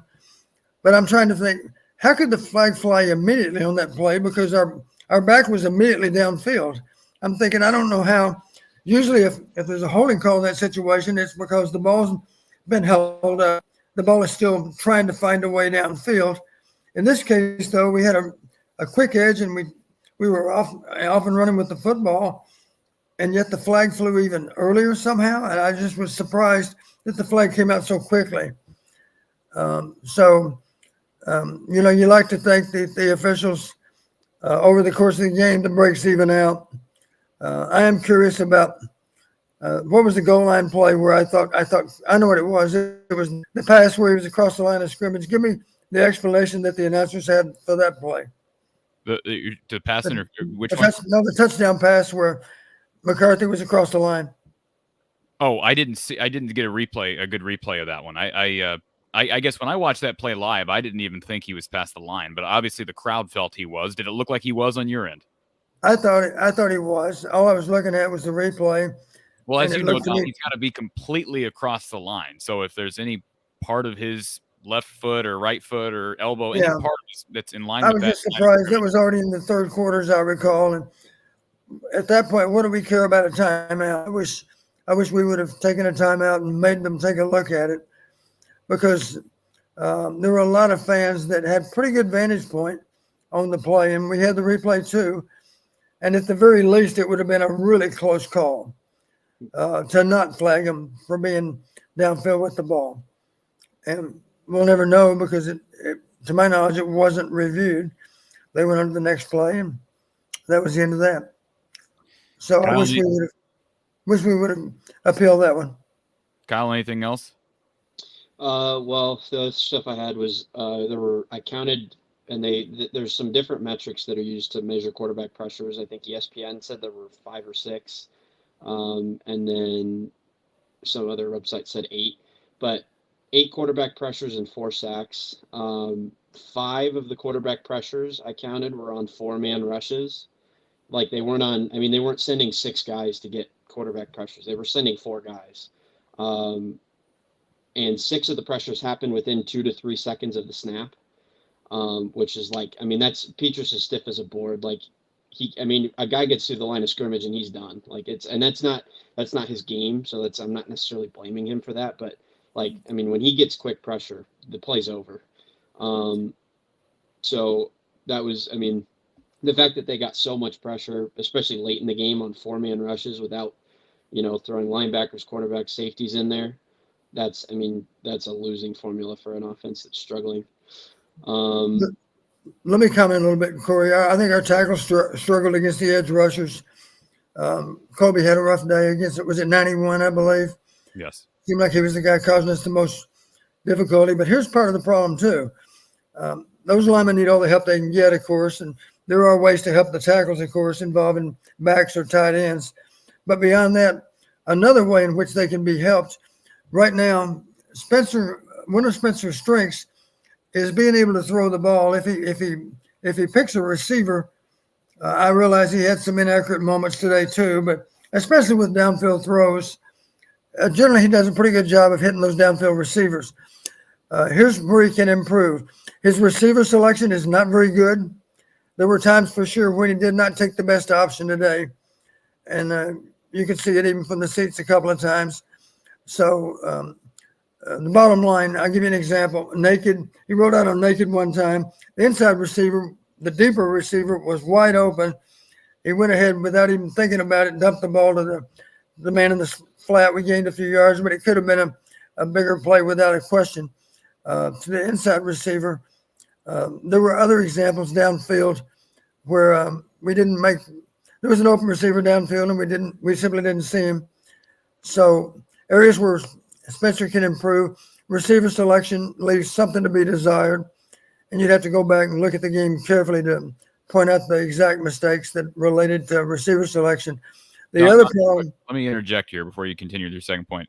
I think I can speak on behalf of a lot of Iowa fans who would argue that what you just said is completely unacceptable, because that's the same thing we've been hearing. And I'm not saying you're wrong, but that's the same thing we've been hearing for 3 years. This is the 3rd year. We're hearing the same things we've been hearing for 3 years with Spencer. And I think many people would argue a senior quarterback, a 4th, 5th year guy, should not be having those types of issues. Am I wrong? That's a sophomore problem. It's been a recurring problem, yes. So the question is, why aren't these things why aren't these things actually being fixed in the game? I mean, I just, I understand you're not there behind closed doors, and none of us are, but I think it's frustrating. I'm echoing that from a lot of angry fans who I talk to and speak to, and whether it be on Twitter or on here, who we all know the problem. I mean, you're absolutely right, Don. I mean, I'm not questioning your honesty in this or genuineness, but I think fans are wondering, why aren't these things being addressed? I'm not privy to those meetings. I don't doubt for a second that Spencer's mistakes are being pointed out to him in film sessions. All I can tell you is in the pressure of the game, things happen in a hurry, and some guys have better judgment on where to put the ball than others. You've heard me say before, the simple reality is you need to send the ball to the guy that deserves it the most, and that could be synonymous with the guy that's the most open, especially factoring in down and distance. If you only need a first down to win a game, of course, you're more than happy to put the ball to a receiver that's going to be able to catch it and run for a first down. On the other hand, if you're down by 20, you better be looking down the field because we need some big plays. And, making another first down is not going to get us too far. So there were some examples where we didn't make the best choice. And I'm the first to say it's not easy to have great receiver selection, but that's what great quarterbacks are able to do. And some guys can process better than others. Some guys see the field better than others. You've heard me say, here's the other problem that comes to mind. that relates to Spencer's situation. In defense of our pass protection, good quarterbacks have great pocket awareness. And you've heard me say before, Corey, quarterbacks have to see the field and feel the rush. Because if your eyes come down to the pass rush, obviously you can't find a receiver downfield. The good ones, though, they sense that edge pressure, and we used to have a good drill for that, and I don't doubt that they have a drill for it now too, but we had a drill. All I can say is if your eyes are right down at 12 o'clock, you're looking straight ahead. If you get pressure over here at 2:30 and pressure at 9:30, you got peripheral vision that you can see those guys out of the corner of your eye. So if you feel pressure, you have to be able to climb the pocket. You know what I mean by climbing the pocket. Spencer has a tendency just to sit with depth in the pocket. Of course, that makes us more vulnerable off the edge. And most of our problems today, it seemed to me, were tied to pressure off the edge. Kyle, I appreciate you calling in as always. And we'll just keep doing this week after week. We'll talk about it, and hopefully we'll start be able to review some more positive things against a very good Illinois team next week. Yeah, man. Also, one last thing: is Arlen Bruce okay? What's going on with this? That's one thing that I was wondering the entire game, because his first touch was in the late third quarter. Well, he had one catch for 5 yards last week. We don't target our receivers. Now I know we got the receivers involved more in the second half. Reganey got a couple catches, had a couple nice plays after the catch, but Don, I said the same thing last week, and I actually said it after the Nevada game, because it was weird that Cooper DeJean started returning punts at random. And now Arlen is back to returning punts, so I don't have an answer for you. Even the jet sweeps that we ran a few times last year, like those got 5-7 yards quite a bit, and we haven't seen any of those in probably 3-4 weeks. Yeah. But anyways, all right. Thanks for the call. Thanks, Kyle. Appreciate it. Yeah. I've said the same thing to you, Don. I don't know. Unfortunately, once again, I don't know how many targets. I wish I do have the first half stats in front of me, because here's the deal. And Don, you may say this is the wrong way of looking at this, but we can look at the total stats all we want. But to me, they're skewed. When you're up 20-0 in that third quarter, Michigan starts playing differently in that third quarter defensively when you're up 20-0. So I'm going to look just at the first half stats here for a second, Don. I want to give you total numbers. Let's see, first quarter. I just want to look at targets here for a second. How many wide receiver targets do you think Iowa had in that first quarter? Maybe 0. 0. Or no, I'm sorry, 1. 1 target to Brody Brecht, no catches for the wide receivers. 5 targets for Iowa tight ends. We move to the second quarter. Iowa has 2 targets to wide receivers. Boy, didn't have the ball much in that second quarter. Yikes. Just 1 target for Gavin Williams for a catch that went -4 on the screen pass, and then a catch by Sam Laporta on his only target. Third quarter, they get 3 targets to Reganey and 1 target for Bruce. And then in the fourth quarter, they have 2 targets for Reganey, 3 for Brecht, and I think they missed one here because Alec Wick, didn't he have a catch, or was that called back? I'm not sure that it did. I don't remember one offhand. But the point is, receiver involvement continues to be an issue, and Jacob Bostic, I guess, went through warmups. I think there was hope that maybe he'd play today, but he never saw the field, I don't think. So yeah, I did see him suited up, but to my knowledge, he never got in the game. I do recall early in the game, it might have been that first possession even, but early, we forced the ball to 84, and he had 2 guys that were in close coverage, and the pass was broken up, as I recall. But there was a receiver open on that play too. Obviously, Spencer has great confidence in Sam, and we understand that he should have great confidence in Sam. But there are times, put it this way, if a ball's thrown to a closely guarded receiver, it's almost always a tight end that's closely guarded. And of course, that defender might be in position to break it up even. We're going to get to Hawkeye Howard, Mike, Leo, Kyle in a moment, and also we'll come back to Ryan. We've had a caller on hold now for about a half an hour. Thank you for calling from the Hawkeye of the Storm and Iowa football at the voice of college football. Who's on the line? Yeah, this is Doug from Tucson, Arizona, formerly Tomo, Iowa. Hey, Doug. Appreciate you hanging in there for a half hour. No problem. No problem. What you got for Coach Patterson? Well, I was just going to say for a while I've been thinking that it's mostly Brian and the offense that's a problem, but I'm starting to think that we'll never take a step forward with Kirk anymore. It just seems to me that or he's, I don't know what the situation is. And but for instance, when you know the game's out of control and you have a quarterback that's struggling, why wouldn't you put in one of your backups just to see what they could do? Well, I'll say this, Don, I thought Spencer, again, made some makeable plays there in the third quarter that were probably encouraging to Kirk. I don't know if we'd quantify that as false hope, but I agree with Doug. I've been saying that for weeks. And here's the frustration. When you're down, what was the score? 27 to 7 there at the end? Why is Spencer in there with a minute and a half? Why not give an opportunity to someone else in that situation with a minute to go? Just explain that to me, Don, because that's more maddening than playing Spencer at the beginning, in my opinion. You're not coming back from 27 to 7 down with a minute to go. Let's see what somebody else can do in a real game situation. Well, the argument for leaving Spencer in the game is to give Spencer the opportunity to gain some confidence with how he can play, of course. Never heard that before, Don. Right. But one thing you do have to do, you have to weigh that. Okay, is there going to be a benefit there, even though Spencer's smart enough to know he's going against a softer defense at that point in time, maybe some reserve players even. You have to weigh that benefit for him maybe having a chance to gain more confidence versus the possibility that he might be injured too. So that's one thing sometimes it gets overlooked. We would have, if Spencer's without question our best option at quarterback, it would look a little bit foolish if we got him injured in the last 2 minutes of the game, realizing that the outcome of the game was already settled.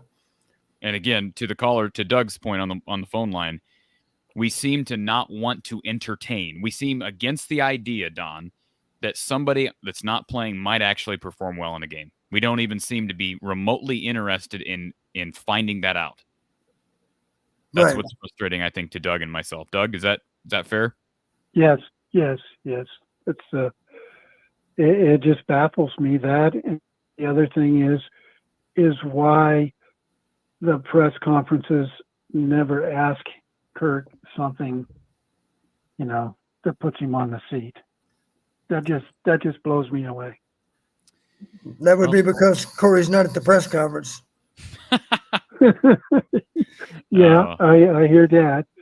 And the last thing I'm going to say, and then I'll get off, is I've been praying for Brett Bielema to come to Iowa because I think he would love to come to Iowa, and I just think he's a great coach. Well, he looked like without watching the game, he must have done pretty well today against Wisconsin. Don, you're aware of what happened there, right? I didn't know the final, but I knew that I was watching the score, of course, during the course of the game, and I knew that it appeared that Illinois was going to beat them long before the end of the game. Illinois spanked Wisconsin. What was the final? Let me pull it up here because, Doug, do you know? No, I don't. I thought the last I saw it was 34-10 maybe or something. Final score was 34-10 in Madison. Yeah. And that's the team we're going to play next week, Don. Yeah, on their home field. Yeah. With a night crowd, and I guarantee you that game will – I shouldn't say guarantee, but that game will likely be a sellout. Yeah, you're right. Probably will. Here's the crazy thing about football, of course. 1 week ago, Minnesota looked unbeatable, and Purdue goes into Minnesota and beats them on their own field. So yes, I always like to say that's why people pay to watch, is you don't know for sure what might happen. So we're going to be underdogs probably against Illinois. I don't know what Vegas is going to say, but I suspect Illinois might be a slight favorite. And that's okay, because I don't think that means much of anything really. There are surprises every weekend, and we just need to be sure that we're one of those pleasant surprises maybe next week or the week after.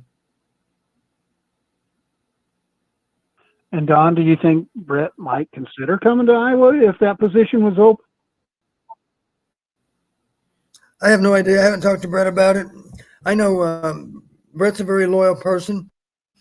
Illinois has given him a chance to return to the Big Ten.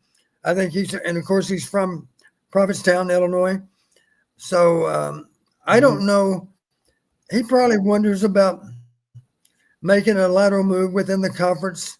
A lot of people frown on that, and I can understand that. Actually, in my case, our coach Illinois to Iowa is a lateral. You knew what I was going to say. Illinois to Iowa is a lateral move. Here's my definition of a lateral move within the same conference. That's all I'm saying. I'm not saying one job is equivalent. Right. I'm not saying one job is equivalent to the other one. I'm just saying it's a move within the conference. That kind of stuff is frowned on. I do remember when our coach at Western Illinois went to, at the time it was called Southwest Missouri. Now it's called Missouri State. The Iowa fans were really offended. And then some years later, when Illinois State had an opening on their staff, I knew their AD. I called up to recommend Mark Hendrickson for the Illinois State job, who was our assistant head coach. And the AD said, I have no interest in Mark, but I would be thrilled to hire you as our coach. And he said, I'm not making the offer because I know you'd turn us down, and I don't want you to be able to say you turned us down. But I know you well enough to know you wouldn't make that move because you'd have loyalty for Western Illinois that would prevent you from making that move. And I said, you're exactly right. I would not make that move under any circumstance. That may sound crazy, but that's just the loyalty that I felt for Western Illinois. I suspect Brett has a lot of that same loyalty for Illinois, for giving him a chance to return to the Big Ten. And for that reason, I don't.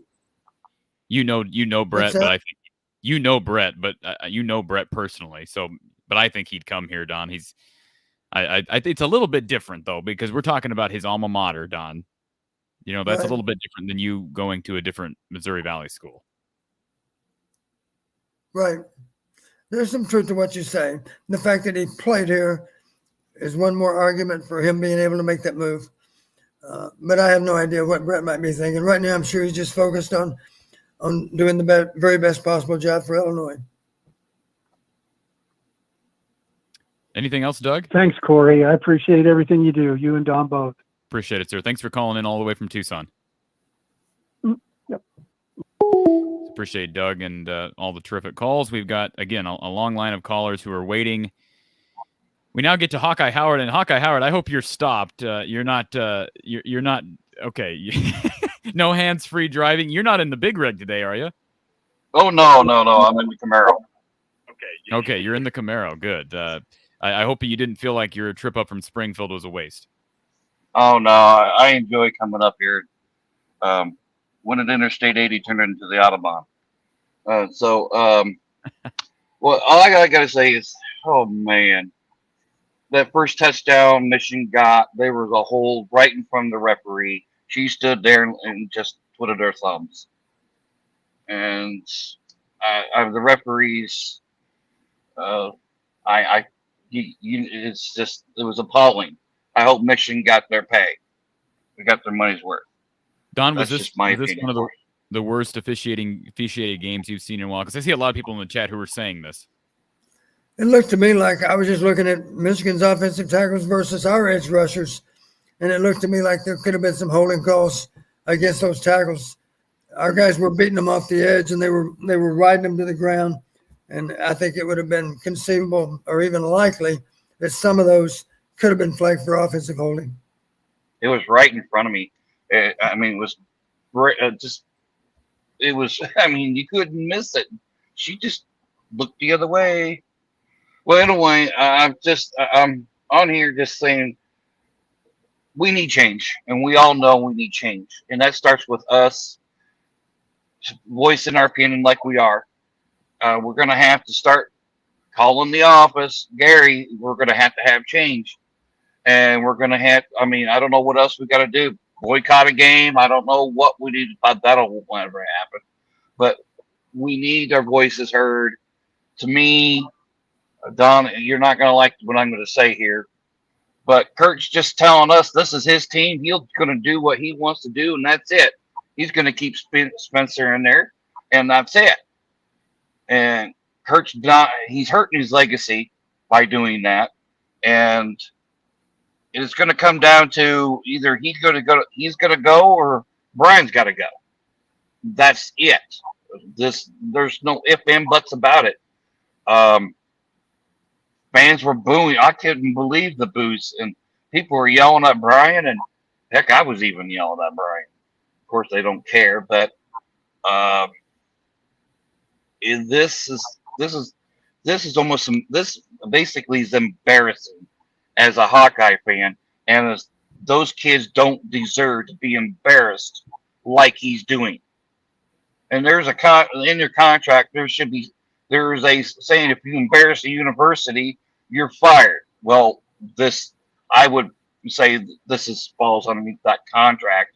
You're embarrassing people, so he's got to make change.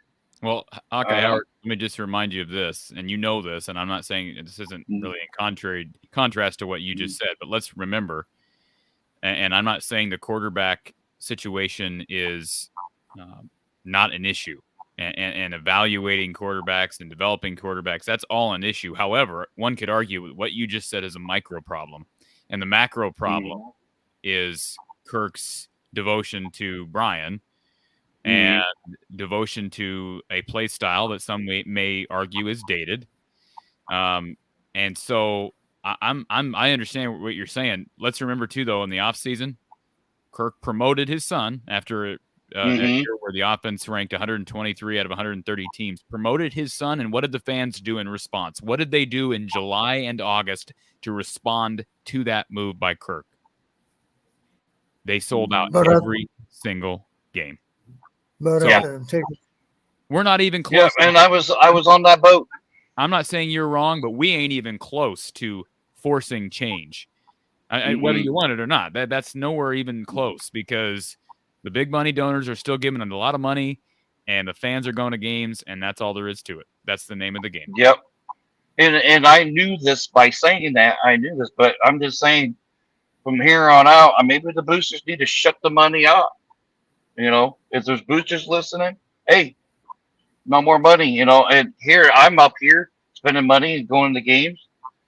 It's not going to get changed. So, but hindsight is everything, but we need, like I said, we make our voices loud enough. Maybe we can get some change, because Brian's not doing a good job. Poor Spencer. He's a good kid, but it's just, I feel sorry for him, and those kids playing, and those coaches who are training these kids are not doing their job. And the strength is, I agree with, this is part of missing Doyle. Like him or not, he was a heck of a strength coach. I had the fortune, got to meet him when I went up there to wrestling, so he's a hell of a, he can make you bang some weight. So he has a knack to getting people to do things, but he's got some, he's got something over his head. But that's just my opinion. I'll get off the line here, and I got a lot of driving to do and to get home. So I got to find someplace to eat, because Manor Collins is shut down, and that kind of broke my heart. Is it shut down? What does that mean? It's shut down. Well, I went to Mana there to where the restaurant there where I usually went along the interstate. It's closed. Is that the Ox Yoke Inn? Yeah. Don, what's going on? Well, now the Ox Yoke Inn is not anywhere near the interstate. Are you talking about right off the interstate, or are you talking about? Yeah, right there, Hyamana. Yeah, I think the Ox Yoke Inn is open. I'm pretty sure, but where are you now? Are you still in Williamsburg? No, I'm past Williamsburg. I was sitting at a rest stop here somewhere past Bub Marengo. Real quick, Hawkeye Howard, I'm assuming, I guess that the only reason why that restaurant's closed is because they're not sponsoring our show. But that's it. Right, Don? I was trying to get to the kickoff. Boy, I tell you what, there was a lot of people there. Yeah. And I did get to the halftime show. So I got to see some of those. I got to see that. Yeah, Urban Meyer's taller than he looks on TV. Hawkeye Howard, all right, guys. To Springfield. Yeah, I got about an 8-hour drive. All right, drive safe, sir. Get home, and we'll talk with you at least. If we don't hear from you Tuesday on our show with Mark, we'll hear from you Wednesday night. All right, bud. Thank you, sir. Always enjoy Hawkeye Howard, and good to see that he made it up to Iowa City safely. And Don, is there anything? I know that was a lot of criticism from Hawkeye Howard, but he has a right. Don, he has a right to his opinion. He has a right to feel frustrated. He has a right to want change.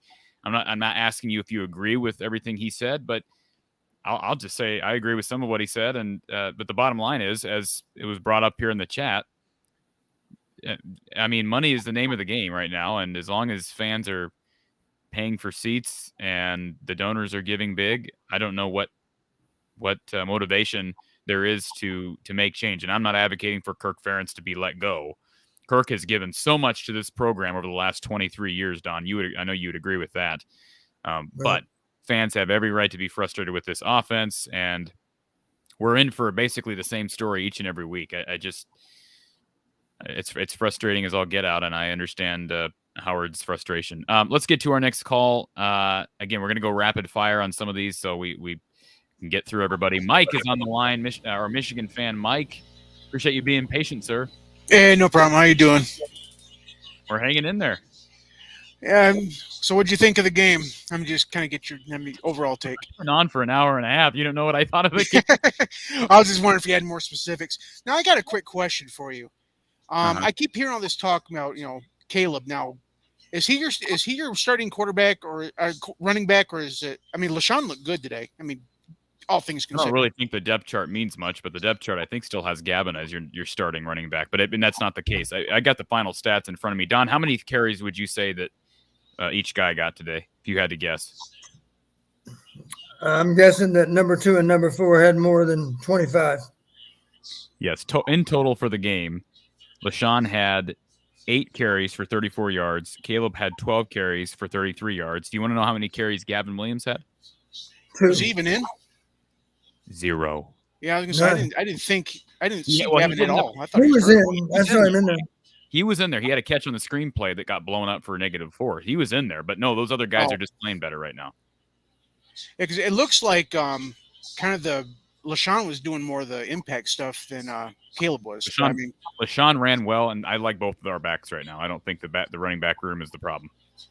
And it looks like Petrus was starting to find tight ends. Now, I don't know how much of that was based on Harbaugh kind of loosening up the defense towards the end, but I thought that Reganey, I thought he was a tight end. I guess he's a wideout. Yeah. Yes, he's a wide receiver. Let me just make this clear, though, Mike. Most of the time, an inside receiver, of course. Yeah, let me just make this clear, though, Mike. Reganey lines up inside more often than out. He has not had Spencer has never had problems finding his tight ends. Most fans would say that there's way too much importance placed on tight end involvement and not enough wide receiver involvement. But he did connect with his tight ends. The issues he was having early in the game seemed to be minimized in that third quarter. But again, part of that's a result of how Michigan was playing. Yeah, it looks like he found Brecht on a few big plays. Yeah, Brecht is a young guy. He's a redshirt freshman, and they got some young guys back there. Who knows if Bruce is ever going to come back? It seems like he just week after week it's the same story. But they have a young group of receivers out there, but they got to get better too. It's not just on quarterback play and line play. There are plays out there, Don. I know you'd attest to this. There are still plays out there where wide receivers are not getting separation. Right. So are you going to do anything about this offensive line? Because it looks like your game's going to live and die with their execution. Well, I'm not going to do anything about it. Is Brian or Kurt or whoever.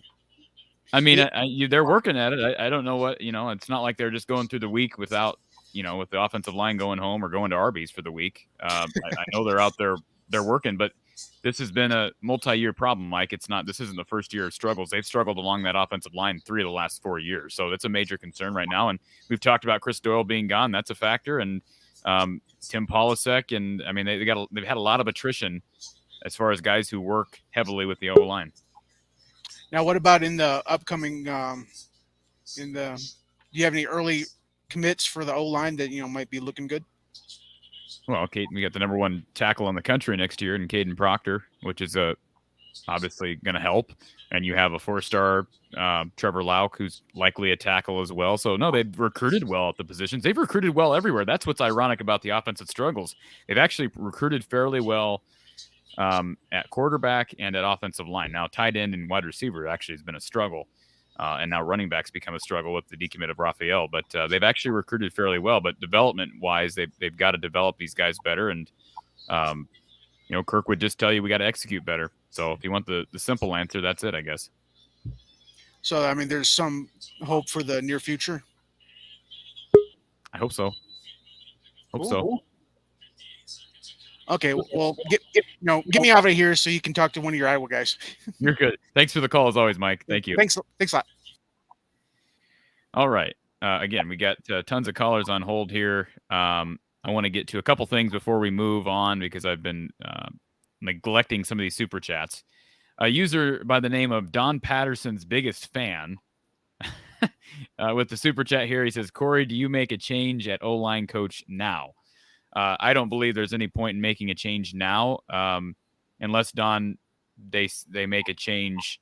I guess the only way you'd make a change, Don, what do you think about this change? And I'm not advocating for it, but this is an idea. If you believe that George Barnett is a big part of the problem, and I'm not saying he is, but if you believe he's a big part of the problem, then why not, if you're going to get rid of George Barnett, you do it midseason, you move Brian back over to the O-line, and you promote John Budmeyer to be your full-time quarterbacks coach. Is that a feasible move midseason?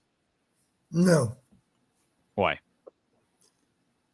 Because I don't think George Barnett is the root of the problem. I think he wouldn't deserve that. I don't think he's done anything to deserve that, to deserve a demotion. Well, what's he do? Some people would say his units have not performed well since he got here, Don. He is in his second year. Are you saying that's not long enough to give a guy? Yeah, I think the thing you should expect to see is something you have been seeing. They're trying different combinations to try to find the best 5 O-linemen. And obviously, as it gets a little bit cooler, you have a better chance to play with those same 5 guys all the time. As I know it, we're really looking at more than just a couple of guys for those offensive guard positions. It appears to me, from what I've read and what I've observed, it seems like we're pretty well decided on who our tackle should be. It appears that we're convinced that our best center is wearing number 65 just like last year. Not quite playing the same way, but at least he appears to have the vote that he's the very best option at center. And yet we're rotating guys around in the offensive guard positions, and that's a good thing. So, we're trying to find different combinations. I guess I just make this observation. If the people that are on the field right now, from a playing time standpoint, are getting mixed results, the simple thing that the fans, I think, do expect us to do is to look at other opportunities for other players. Let's take a look at other players and see if there's a chance that they might perform even better. We're rotating any number of guys in for the offensive guard positions. The one obvious position where that has not happened, of course, is quarterback. We honestly don't know how Padilla would play because we haven't seen him since last fall. And we certainly don't know anything about our number 3 quarterback because we haven't seen him at all in a game situation. So you brought up the point, and you're right. Late in the game, would there have been anything wrong with letting Padilla take that last possession? I can understand they would argue we want Petrus to gain more confidence with how he could play. So we want to give him the chance. He's still our best opportunity to move the ball down the field. And that may be a true assessment. But let's face it, there's a little bit of risk involved with him out there playing in that scenario.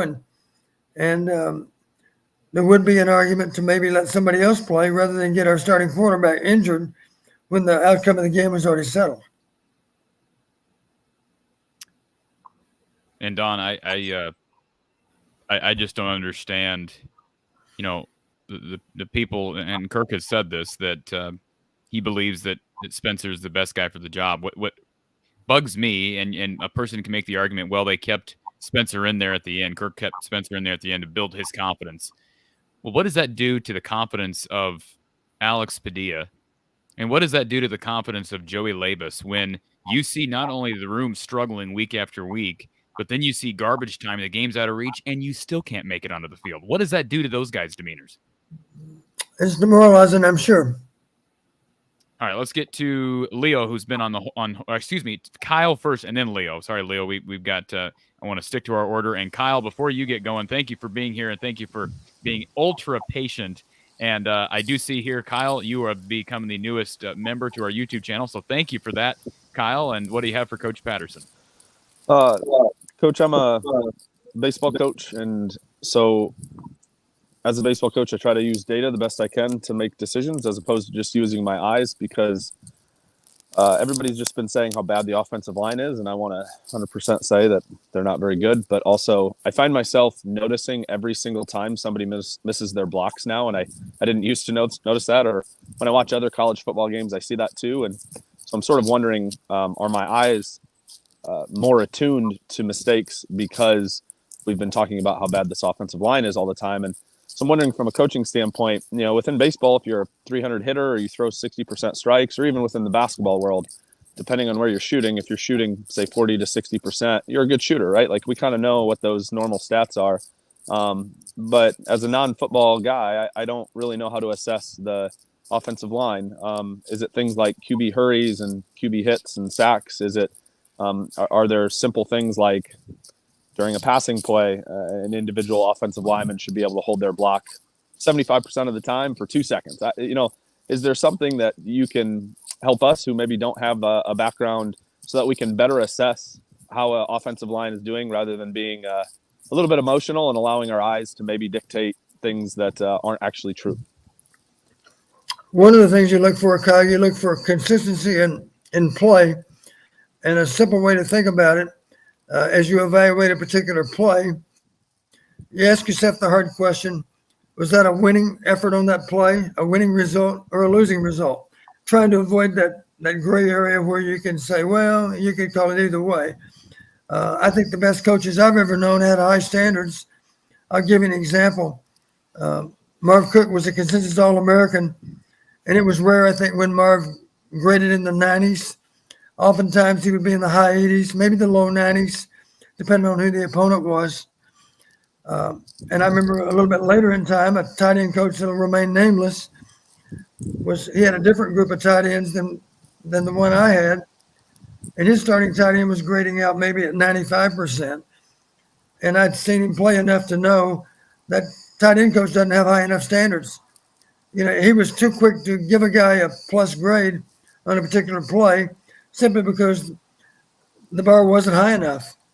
And I don't think you're going to get excellence out of a player unless you explain to him that that's our goal, was for you to be able to dominate the other person, not just to find a way to stay in the way of the guy, but to actually do a nice job of whatever the assignment might be, do a nice job of moving him off the line of scrimmage and moving him in the direction you want to move him.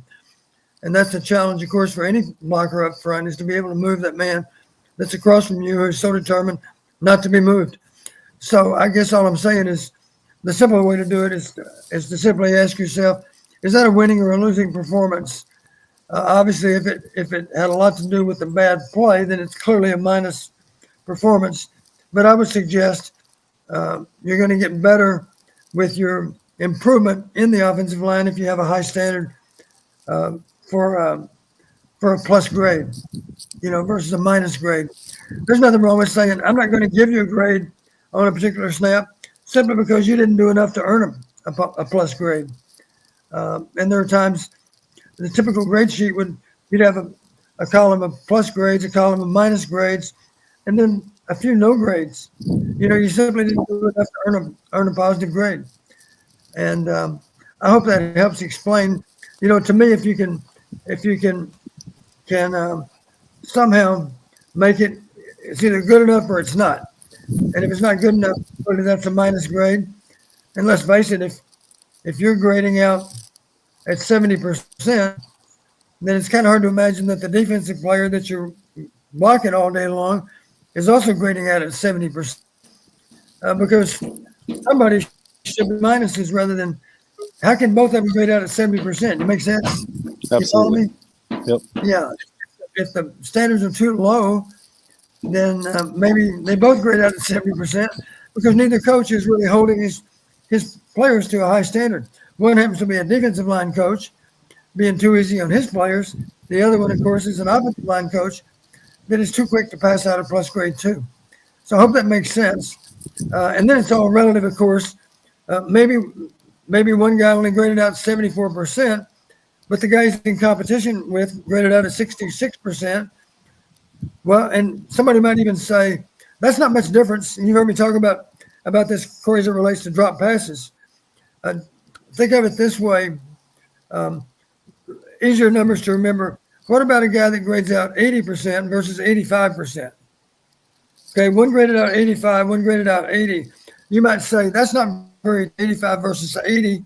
My response is yes, it is, because that means one of them had 15% minus plays. The other one had 20%. So don't compare 85 to 80, compare 15 to 20. And now you get an idea of how important it is to have that higher grade. Even if it's only 5 points higher, it still matters. That's Hope helpful. that helps. Thank you. Appreciate it. You bet. Anything else, Kyle? That'll do. Appreciate you becoming a member and calling in today. Thanks. Thanks, sir. All right. We have Leo, who's been waiting on hold forever. Leo, welcome to Iowa Postgame with Coach Don Patterson. Thank you. I can't believe I haven't called before. I can't believe you haven't called before either. I love the Big Ten, and so I watch. Of course, I'm a Michigan podcast, so Mike is not the only Michigan guy. I'm another one, but I'm not delusional, so that's good for you guys. Appreciate that. Corey, and I know how bitter it is, especially when you bleed with that school and but you guys won 10 games last year. You're not in the toilet. There's things that you probably got to fix. I was watching that defensive line is good. I don't know what the other callers were talking about, bro, but I was watching your D line is great. It's just they were out there. So the time of possession was did we double it? No, it evened up quite a bit in the second half because Iowa won it in the fourth quarter. It ended up being 33-26. Oh, okay. So yeah, it did even up, but I mean, they couldn't get off when it mattered, and I understand it's frustrating but let me tell you this, as a Michigan crazy guy, we were in purgatory for years. And I hear a lot of your fans calling and say, hey, let's make these switches. Maybe it's time for this person to go. Be careful what you wish for. I mean, we lost Lloyd Carr, and gosh, we went to the toilet of the Big Ten. It's the Big House host over 100,000 every single game.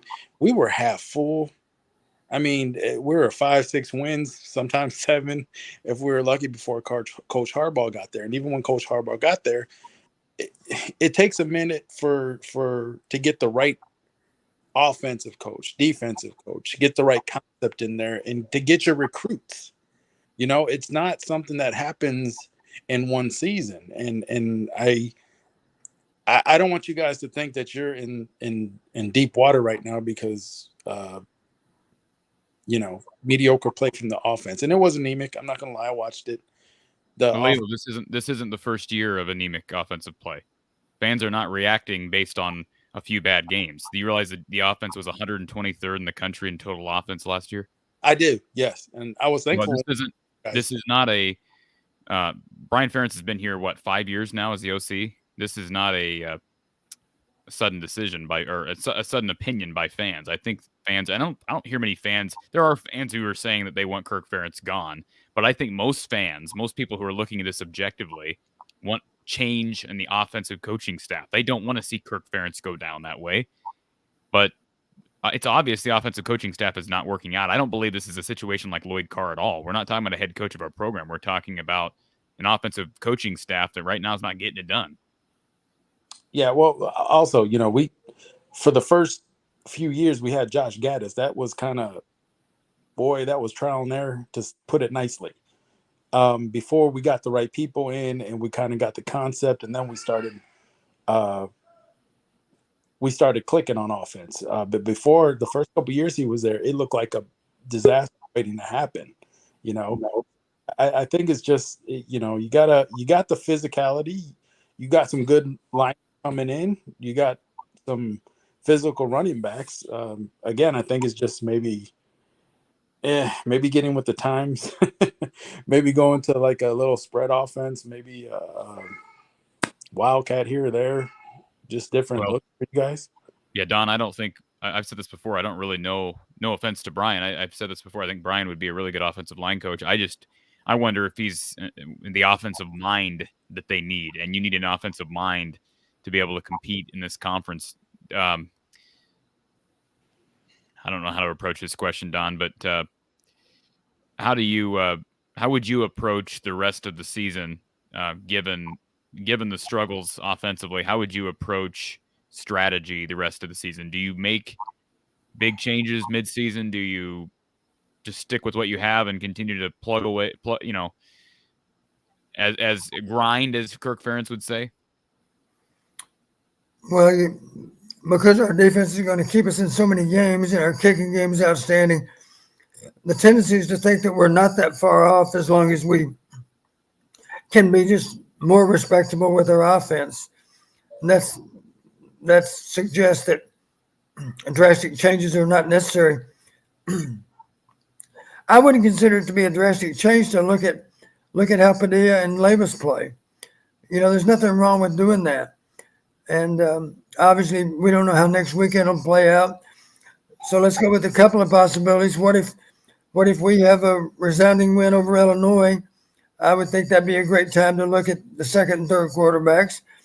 And to go to the other extreme, what if we're behind by 3 touchdowns against a good Illinois defense?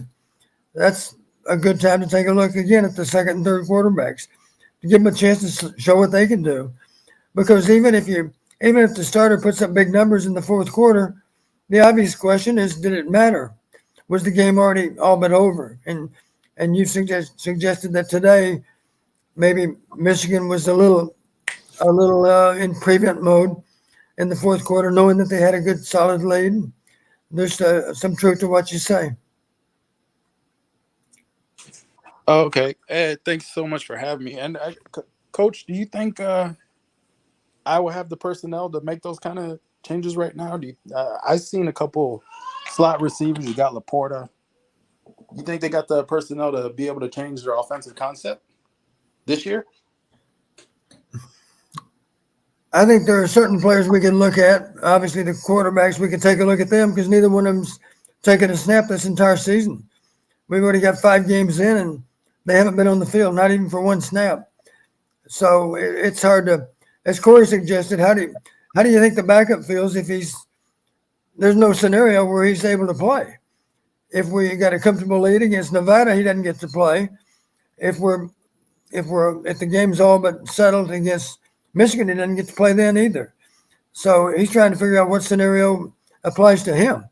And it would be logical. He might feel that none of them apparently do because he hasn't seen the field yet. And yet he's played when the game was in doubt just last fall. Yeah, good stuff, Coach. Thanks. You bet. And let me say one thing. Is our Michigan caller still on the line? Still listening? I'm here. Yeah. I used to recruit against Lloyd Carr. I know Lloyd Carr very well. And this won't surprise you to hear this. He's one of the finest men I've ever known. Yes. And I used to recruit against him and of course, coach against him too. When he was an assistant, when he was the defensive coordinator. So he's a fine man. And in my mind, he should not have been replaced when he was. I hated to see that happen. Oh, I did too. And you saw what the results of it, Coach. That was terrible. And that's why I was telling Corey, we were in purgatory. And so don't wish for, I'm sorry, Corey. I thought they were calling for Kirk Ferentz change. I guess his son is offensive coordinator. Correct. Okay, I apologize. I heard wrong. I said, no, you don't want the head coach gone. He's well. The problem, Leo. Let me speak for the fans who maybe do want Kirk gone, and I'm not saying that's me, but when you promote your son, who is not qualified to be in the position he's in, and I think a lot of fans would tell you that he's not. And I guess that's up for conversation or debate. But they believe then you're no longer putting the program first. So as much as they love Kirk Ferentz, they don't believe he's putting the program first. I'm just being the messenger, just telling you what I think a lot of fans are feeling. Yeah, and I'll tell you this too, guys. From even though I'm a guy from Michigan, I appreciate Iowa because Iowa has always been one of the consistent programs in the Big Ten. And as far as I'm concerned, we're not that far off from the SEC. I think we're second best. So we appreciate everything you guys do up there too, man. I appreciate your football program. Well, appreciate you calling in, Leo, and feel free to call in anytime. You bet. Bye-bye. I want to address this in the chat here, and this is the only time I'm going to address it. Richard. Corey, what was Spencer's completion percentage last week against Rutgers and this week against Michigan? Above 60%. In the Nevada game, there were several drops that were not because of Spencer. Spencer, by the way, is spelled with a C, not an S. Richard, Corey, what do you think recruits think if they watch your channels? Well, guess what, Richard? I am not employed by the university. My job is not to be a cheerleader for the university. If you want a cheerleader, you're welcome to go on to the U of I website. They have plenty of programming available on YouTube that you can watch on a weekly, sometimes a daily basis. But I'm going to call it like I see it. My job is not to cheerlead for Iowa, all right? And I'm not going to make my calls based upon Spencer Petras' performances against Nevada, Rutgers, and in mop-up duty against Michigan when you're down 20-0. If that's an answer to your question, I hope you appreciate the channel. But if you don't, like I said, there are plenty of Iowa channels out there that I'm sure will tell you what you want to hear. That being said, Alex, good to see you, man. Waiting a while in the queue. How are you? Good. Well, I just got back from Marshalltown, so I wasn't able to jump on until obviously a little later. And I'll keep this kind of brief. So, question for Don, and I apologize, I haven't been able to listen to the show up until this point. But what is the mindset of going for that fake knee? Like, what when you saw that? What was your thought process, and what would be the thought process of, say, Brian or Kirk to go for that fake knee at the end of the half? Let's talk about the fake knee, Don. The fake, actually, it's a fake kneel down, would be the technical term, right? Well, somehow I admit I wasn't even looking because I assumed we were just going to take a knee, and then I realized, well, something's happening. But what happened? We were trying to run around the end, I guess. Is that what we were trying to do? Yeah, it was. We had there's 5 seconds left. We were on the 25 after Michigan scored, and it was a touchback. So we we did a fake kneel down. Well, I don't know if it was a direct snap to, I think it was LaShawn, or Petras handed it off, and Petras and I think the other running back ran to the left to the Iowa side, and then LaShawn ran to the right side and went for 6 yards or some yeah, like that. I was, and Corey, I saw you tweeted that I can't remember specifically what you tweeted, but yeah, that kind of irritated me because it's the one time you run a trick play is the time when it doesn't matter at all, and it was I felt like at the complete wrong time. I said, let me read you exactly what I said, Austin or Alex, because yes, this is what and I hope Don, you understand why I said what I said. I just said that fake kneel actually upsets me. It actually upset me, Don. So what is the thought process? I'm trying to figure out from a coaching standpoint, because obviously you coach. Well, what's the thought process? Or are you dumbfounded? It's just like we are. Well, the more logical fake that comes to mind for me, if you're going to fake taking a knee, is you fake taking a knee, and the hope is that you can hit a receiver on kind of a jog and go. You know what I'm saying? He kind of comes easing off the ball like he's just coming out of his stance. That's all he's doing, and then you hope that the corner appears to see the quarterback preparing to take a knee, relaxes, and then you throw it over his head. That makes some sense. Of course, you actually have a chance to hit something like that.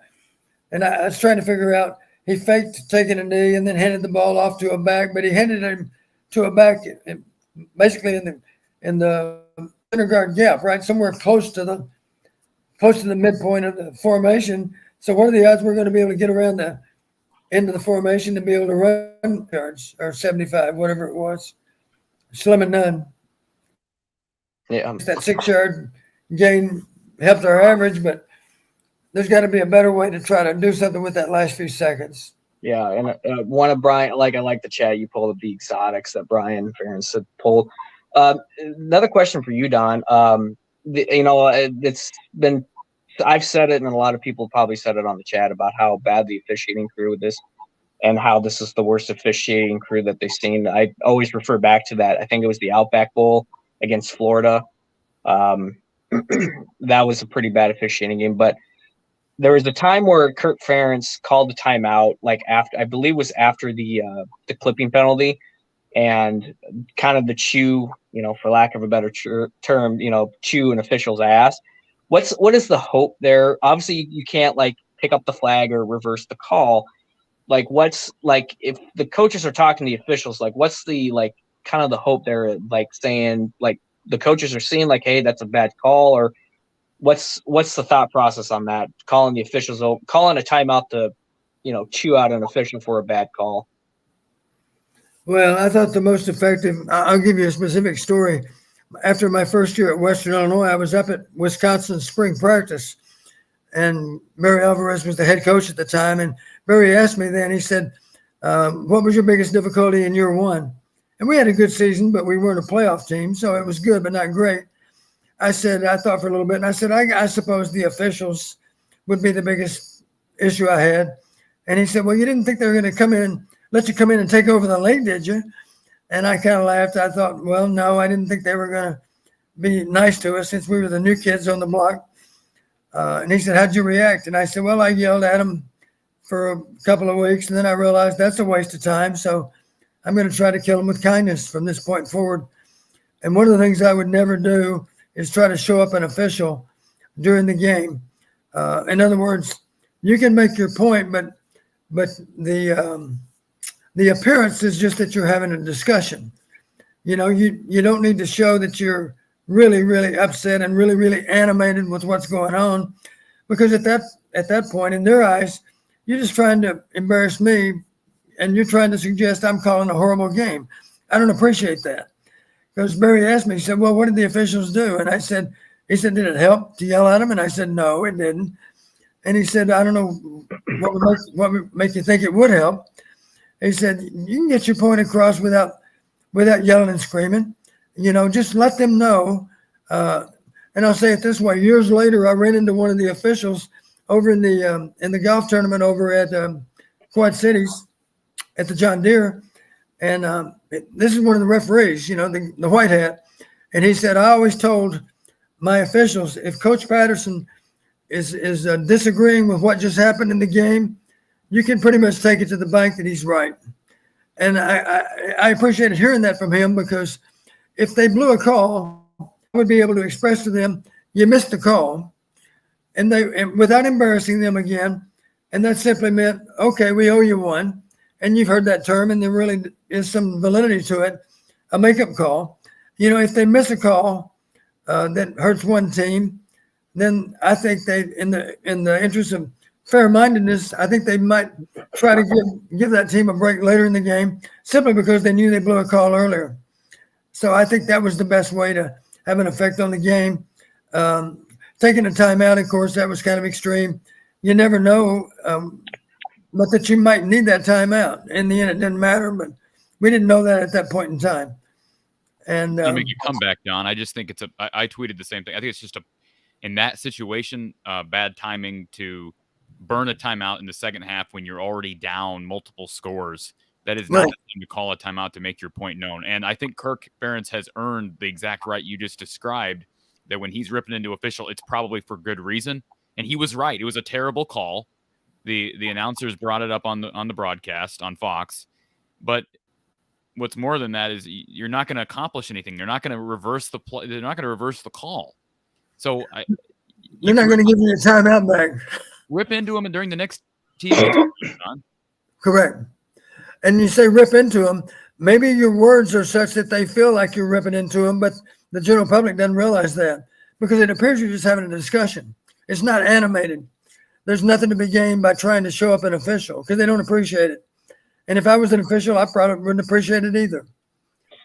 Yeah, I like with you, Don. I always thought if Kirk Ferentz is, he's pretty mild tempered from what, and if I think you see him get animated or very, visually upset, I think it's kind of warrants like, oh, maybe we really screwed, really badly messed up. And maybe the last thing I'll say, no, Corey, I heard you say that there's a lot of problems with this offense, quarterbacks, offensive line, offensive coordinator. So there's a lot of problems that are tied with this offense, but it's just like there's no one quick fix to make everything, right as rain. But I think there's always those little things that we can change. And I think the offensive line, has played a lot better. I think with going up against Michigan and, I think they're a really good defense too. I'm not going to discredit them. Their defensive line, I think the Iowa offensive line, they got a lot of push. I felt like Iowa got more inside push when they ran inside, like an inside zone. But then when they try to go like off tackle or outside, I felt like they had a good push up front at some points. Now that could be, maybe at during some points of the game where Michigan probably felt like they had somewhat control of the game. They played more of a kind of a shell or prevent defense. And everyone's talked about Spencer Petras. I think, you look at his stats look good, but it's pretty much in garbage time. At what point do we just try Alex Padilla or Joey Labus? There has to be a breaking point. And the second thing is that Brian Ferentz is offensive coordinator. I think this is his 6th year with Iowa. And, we've had, I think his best offense was 88th ranked offense. And ever since then, it's been in the hundreds. Last year was 123. We're currently sitting at either 130 or 131, dead last or next to last. There's got to be a point to where something's got to break to where Gary Barta, because Brian doesn't answer to Kirk because of nepotism. So Gary Barta's got to step in and just say, we have to make a change, whether it's, next week, tomorrow, or at the end of the year, and say, this isn't working, and the boot, and unfortunately, nothing's going to happen until the boosters and the donors step up and say, we're going to pull our money unless something drastic happens. And maybe one last question for you, Corey, because I kind of said this when Michigan went up 20-0. Did you just kind of say to yourself, it's over? Yeah. Oh, it was over. I thought it was when it went, let's see, was it 17-0 first? No, it was 13. It was 13-0, and then when Michigan scored that the touchdown to go 20-0, that's when I said it's over. Well, I still listened to the entire game, but I pretty much said Iowa's not built to come back. No, they weren't built to come back from 13-0 down. But Don, you made you brought this up in the past that the magic number is typically 17. If you can get up by 17, typically you're going to win that football game. Yeah. And certainly they did today. Iowa wasn't. They got down 17-0. 3 scores fairly early in this game. So 20-0. Theoretically, if you convert that drive in the fourth quarter to a touchdown, it is a 1-score game, and you never know.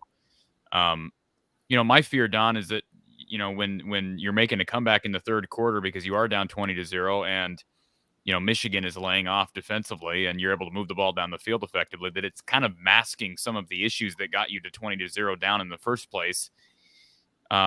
It's kind of like the Rutgers game when Iowa started playing kind of prevent on defense, and Rutgers got that touchdown, it seemed like. Right. Yeah, Don, is there substance to that? Even from a coaching staff perspective, is there a danger almost? I understand that Kirk is a seasoned guy, but is there almost a fear that Spencer looks good and impresses you in the third quarter, and it kind of almost subconsciously makes you kind of believe? I saw a tweet from Tom Kakert here after the game. Let me just read you the tweet here, Don, from Tom, because I thought this was telling. And I'm not saying he's wrong, that Kirk Ferentz is wrong, but according to Tom Kakert, who was at the press conference, he said, and I quote, "Ferentz says he thought his team grew offensively in today's game." Don, they scored 14 points, 7 of which came in garbage time. Right. How can you tell me that the team grew offensively. That frustrates me when I read that. Yeah, maybe Kirk was simply suggesting that the fact that they didn't quit, they were at least inspired with their effort. Prime example, to me, it was a great play. How about Laporta with his catch in the flat? It looks like it's going to be minus yardage, and he shakes off not one guy but two tacklers. That was a really inspired play. And there were other people that were making some inspired plays too. Reganey comes to mind, of course. Lachey. Yeah, Lachey had 4 catches for 84 yards. He had a good day. But I'll caution those people that want to just strictly defend our starting quarterback with numbers. Numbers are very misleading in this regard. Part of being a good quarterback is being able to extend plays. Obviously, it's no secret on anybody's part. Spencer's not, to put it kindly, Spencer's not very good at extending plays. Can we say that? Is there anyone that would argue that point? No. So, my point is just to base a performance on completion percentage is not nearly seeing the entire picture. And I just want to caution people to put too much stock in completion percentages, especially if a majority of the throws came when the game was already out of hand, a little bit out of hand. And then last question I'll have, I can leave with you two. I'd like to hear you discuss it. Is with with Iowa's defense being top 5, top 10, and the offense being one of the worst. Does it eventually cause a rift in the locker room where the defense feels like they're holding up their end of the bargain, but the offense is just completely just kind of like, they kind of like do whatever. So does it ever cause a rift in the locker room? And if it does, like, how do you, like, what's the solution to that? But I'll get off here so you can get on, have another caller on. I'll look forward to hearing your answer. I think with some teams it would cause a rift. I don't think it'll happen with ours, and I say that simply because one of the things that we've done really well is recruit players with very, very high character. The players understand we have a job to do. They have a job to do on the other side of the ball. It's not my position to be critical of how they do their job. That's not in my job description. My job is to be the very best I can be at the position I play. And it's important to be supportive of each other, of course. So I don't think it'll be an issue with us. I think with some teams it would be. If we had lesser character on this team, I'd be more concerned. All right, let's get to our caller who's been on hold forever. Thank you for calling Iowa Postgame with Coach Don Patterson. Who's on the line? Lomansky, gentlemen. Oh boy, Lomansky, you've been on hold a long time, Lomansky. Well, we're gonna start calling you. We're gonna start calling you Longmansky. I just want to know if Don knows you and Don have become celebrities. Was not aware of that. According to who? According to me, and I have, and Don's going to love this. I don't just say that with no substantive statistics. The last time I waited 15 minutes for a performance was for Bruce Springsteen at Hilton Coliseum, and I know you'll be just as well worth the wait as Bruce Springsteen was. Well, that is a high compliment. I was hoping you were going to say Neil Diamond if you had to wait half an hour for Neil Diamond, because he's my favorite. I can't get to New York, Don. Otherwise, I'd probably say Neil Diamond. So I want to take a look from 10,000 feet in an airplane. And Don will relate to this because, the assistants, guys by the name of Brasher and Snyder, especially Don Patterson, never got enough credit when they followed Hayden to Iowa City. Their challenges are probably more than what Kirk Ferentz has seen. And the offensive assistants, I actually called the Iowa offices and says, blah, blah, blah, blah, blah. They aren't living up to the legends that have been here before. But if you go back and look at from 10,000 feet, not much changes. We had the big 2, the little 8 in 1979. And the press wrote the Iowa Hawkeyes are making people doubt it's the Big Two, the Little Eight. Well, you know what? We still got the Big Two. We still got Michigan. We still got Ohio State. We got Michigan with depth in both lines. We've got, today Eddie Podolak said they got grad students playing in the line. They got 300 pounders on the left side pounding away at our great defensive line. Don't ever think we don't have a great defensive line, but football is 3 parts. And I guess I'd like to point out that there's always possibilities. I think we haven't turned over enough rocks in the offensive unit. There's 2 guys by the name of Gordy Bohannon and Pete Gales that went to the Rose Bowl. And if you look up those stats, podcasters, they had more interceptions than offense. Of course, Don could speak to how good their offensive unit was, but they still got W's, including going to a Rose Bowl. Now, I'm going to go real specific to this part of the game that I really paid attention to.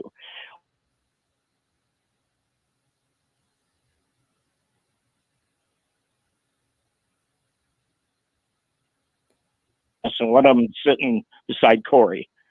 We came out the second half. We're down 13-0. If you respect the Michigan Wolverines to the level that you should respect them, from the Big Two, Little Eight comment, you're playing the defending Big Ten champions. And I got this. I turned the sound off on the TV and listened to Podolak and Dolph. And Dolph is such a homer. I was disappointed in him today. But anyway, we come out. It's a 2-possession game. We should have hit the fire alarm button. This is the most critical drive of the whole game to me. We know we're not the better team.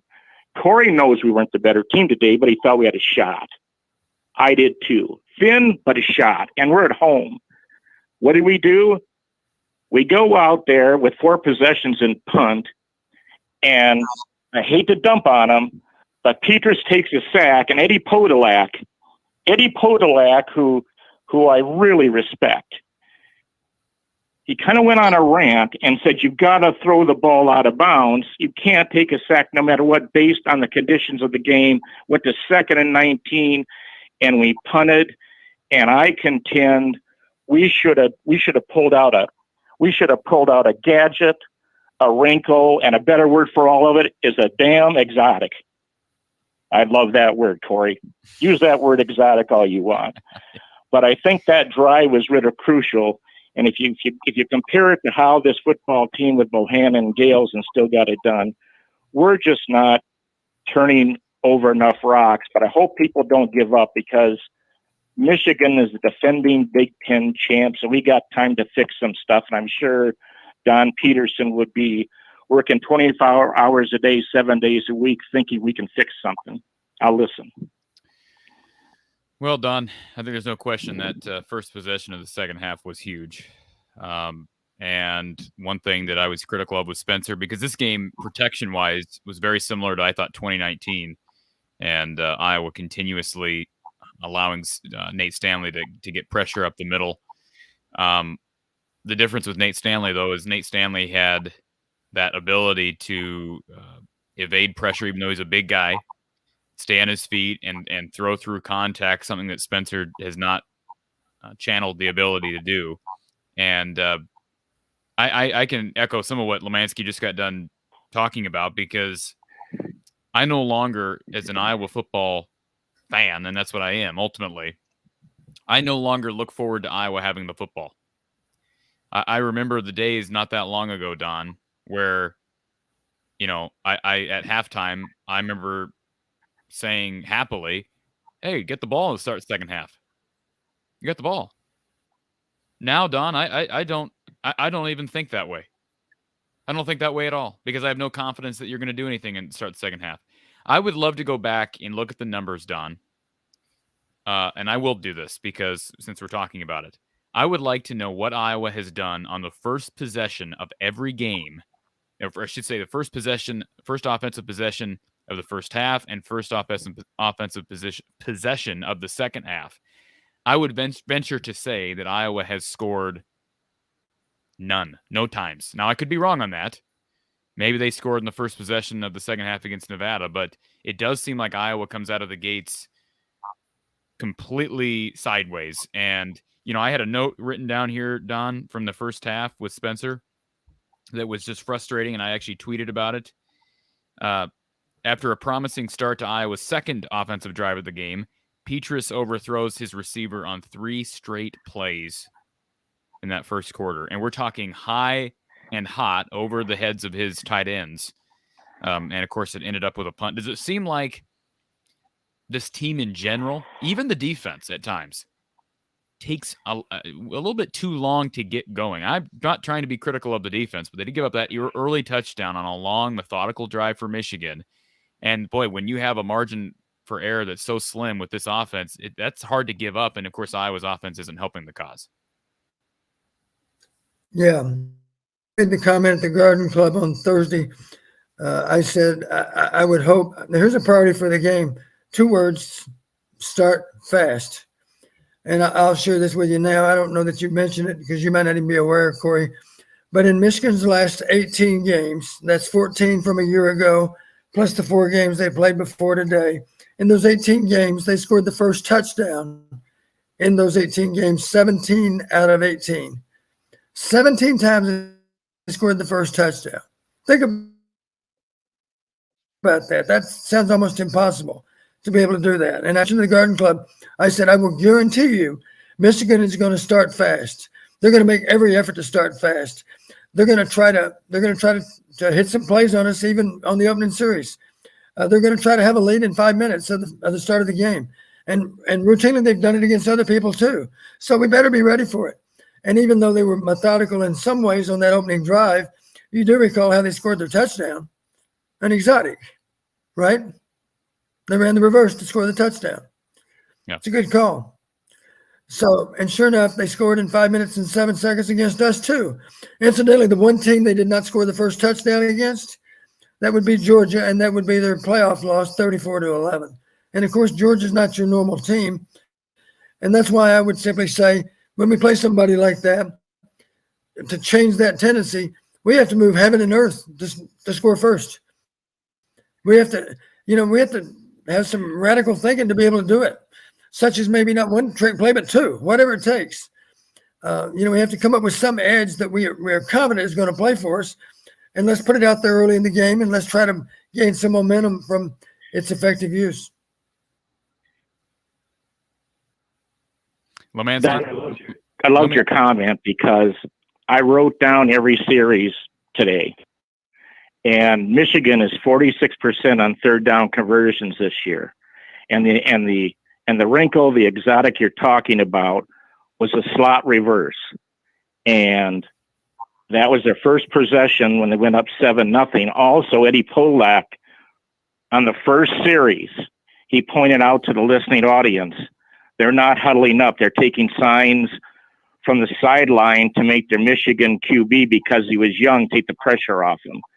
So they would come to the line without huddling up. He would step back and look at the sidelines for the call. And you were there, Don. You probably saw that vividly. They huddled up very few times, yeah. And he was taking his marching orders from the sidelines to clear his mind. And that just shows you, talking about your fast starts. So, we got out coached today, folks. As much as I love to make fun of Jim Harbaugh because he's so quirky, and I call him khaki pants, and he went on vacation, he called Bygone Dvorcha was the name of this famous person that his daughters knew, and he botched their names. The Michigan coaching staff out-coached ours today, and I'll hang up and listen to the show, and thanks for all you do. I love how you get me centered to what really happened, but please respect the Michigan Wolverines. Not much has changed since 1979. They're still one hell of a program. Appreciate the call, Lemansky, as always.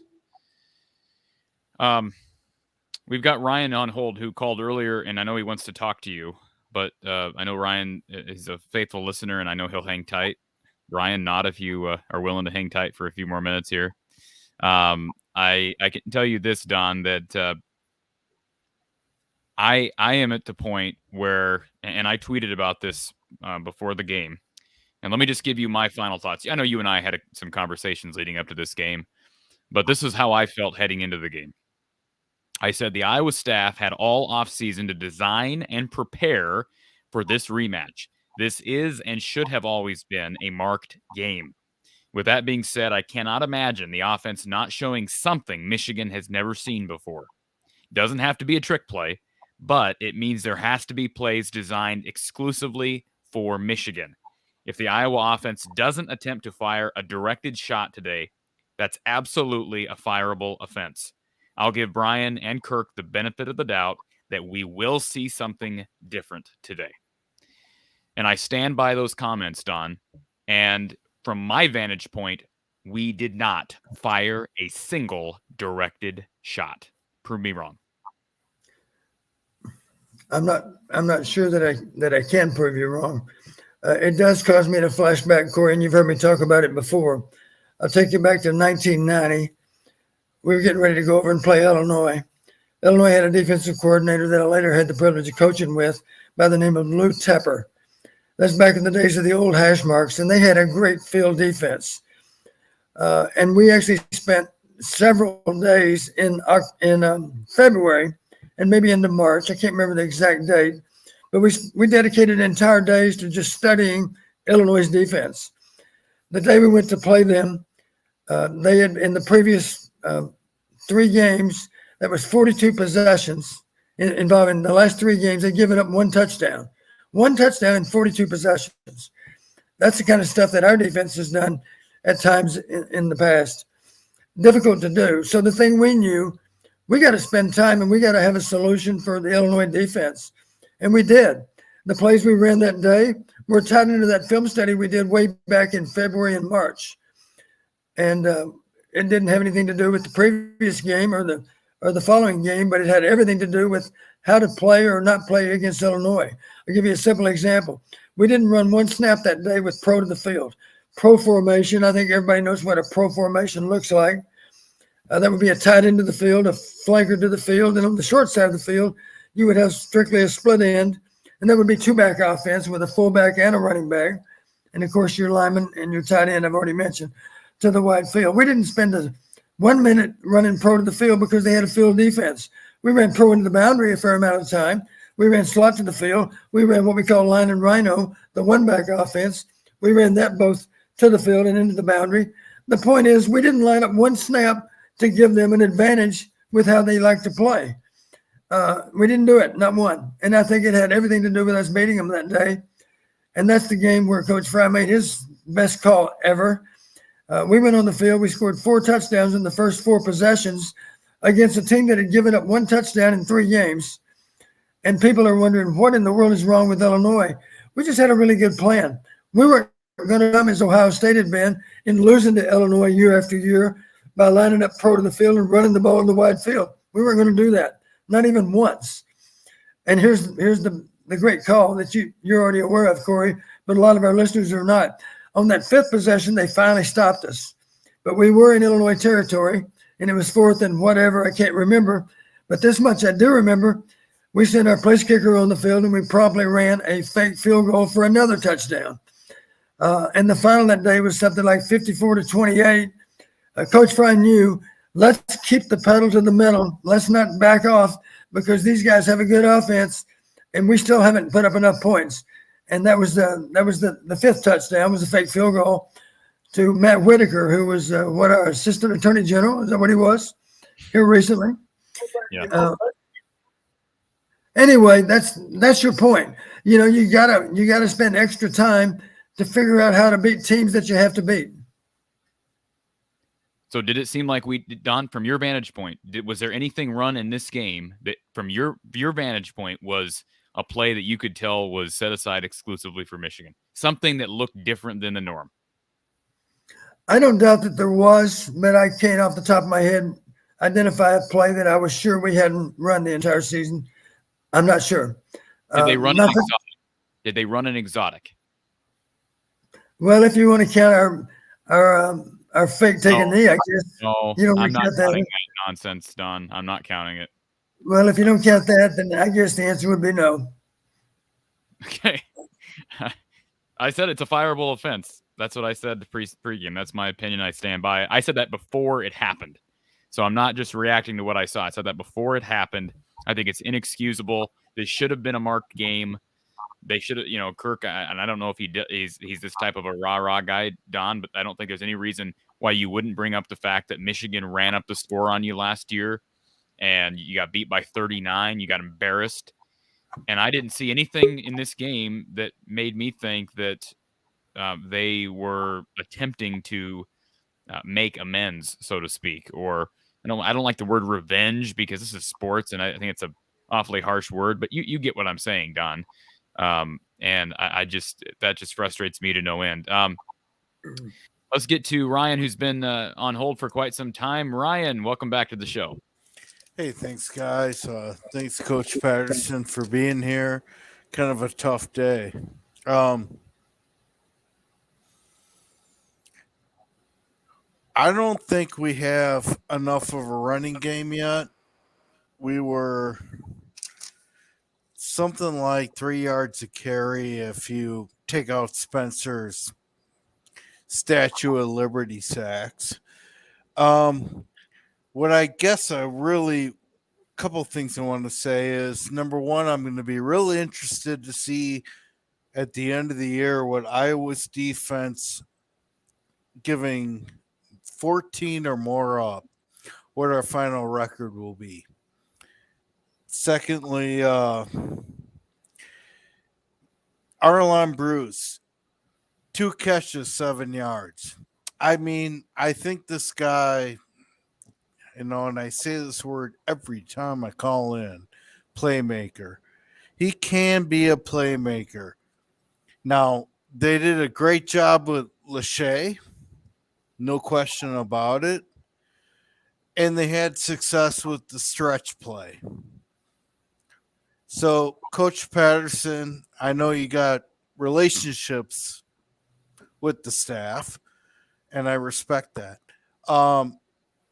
What would you be willing to say that you're willing, to share in what maybe you would have done different? Because I'm telling you what, we do not.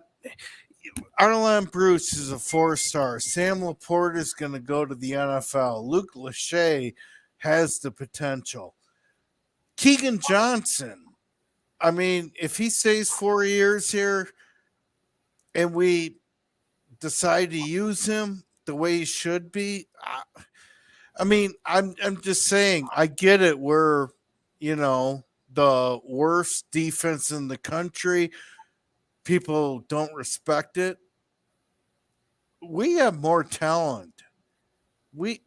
I just can't help but say, you look on paper, go to rivals.com recruiting lists.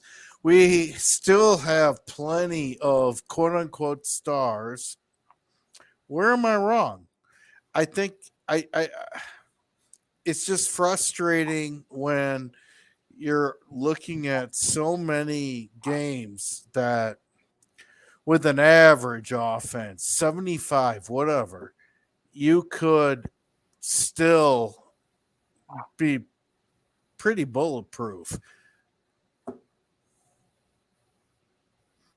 Don, well, the first thing that comes to mind for me would be what Michigan did early in the game with McCarthy. There were a lot of very, very high percentage throws. I'm typically talking about swing passes where they're throwing the ball behind the line, typically to number 2, I guess, but the other back is also good. And they're simply blocking downfield, which they're legal to do, of course, because the ball's thrown and caught behind the line of scrimmage. Arlen Bruce can do that stuff. Let's get Arlen the ball in space and give him a chance to run. And it doesn't have to be way down the field. It can be a much, much higher percentage play. We can do things like that more than what we do. And I thought Michigan was a good example of that. In the first part of the game, they gave their young quarterback a chance to get comfortable because he was completing pass after pass after pass.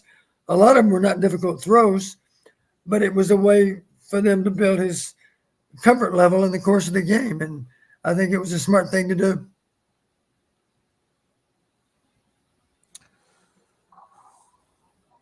I thought also one of the biggest problems we have, and I try my best not to rip on Spencer too much. I don't remember, as I said earlier tonight, I don't know when we had 246 yards passing. A lot of that came against a softer Michigan defense, but still, we need a quarterback that doesn't panic. And look back at the first play of the second half. We got a 9-yard loss, and he could have.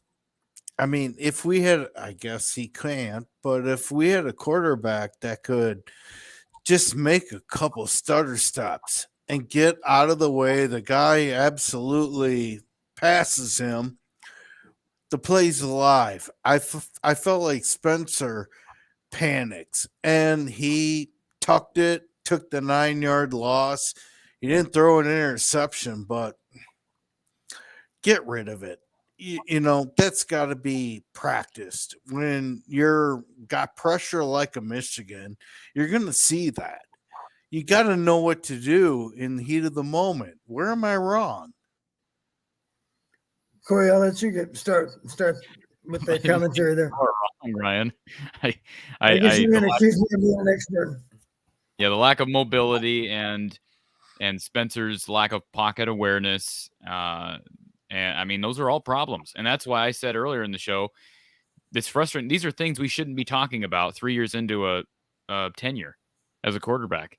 And that's why I think a lot of fans, to put it simply, Ryan, a lot of fans are just done with Spencer. And I hate that. I feel bad for Spencer Petras because I have no doubt that Spencer Petras is an exceptional person. We've said that a million times. And that's why I almost feel bad for him because the coaches continue to play him because he wants to play. He's not going to take himself out of the game. I know Kirk's not going to do it. I just think it's time to change. No way. It's time to change. And what incentive does Kirk have today? I mean, is Gary Barta going to hand him a terrible performance review for, our offensive ranking? Well, I mean, if I know that that's the official line of succession, right?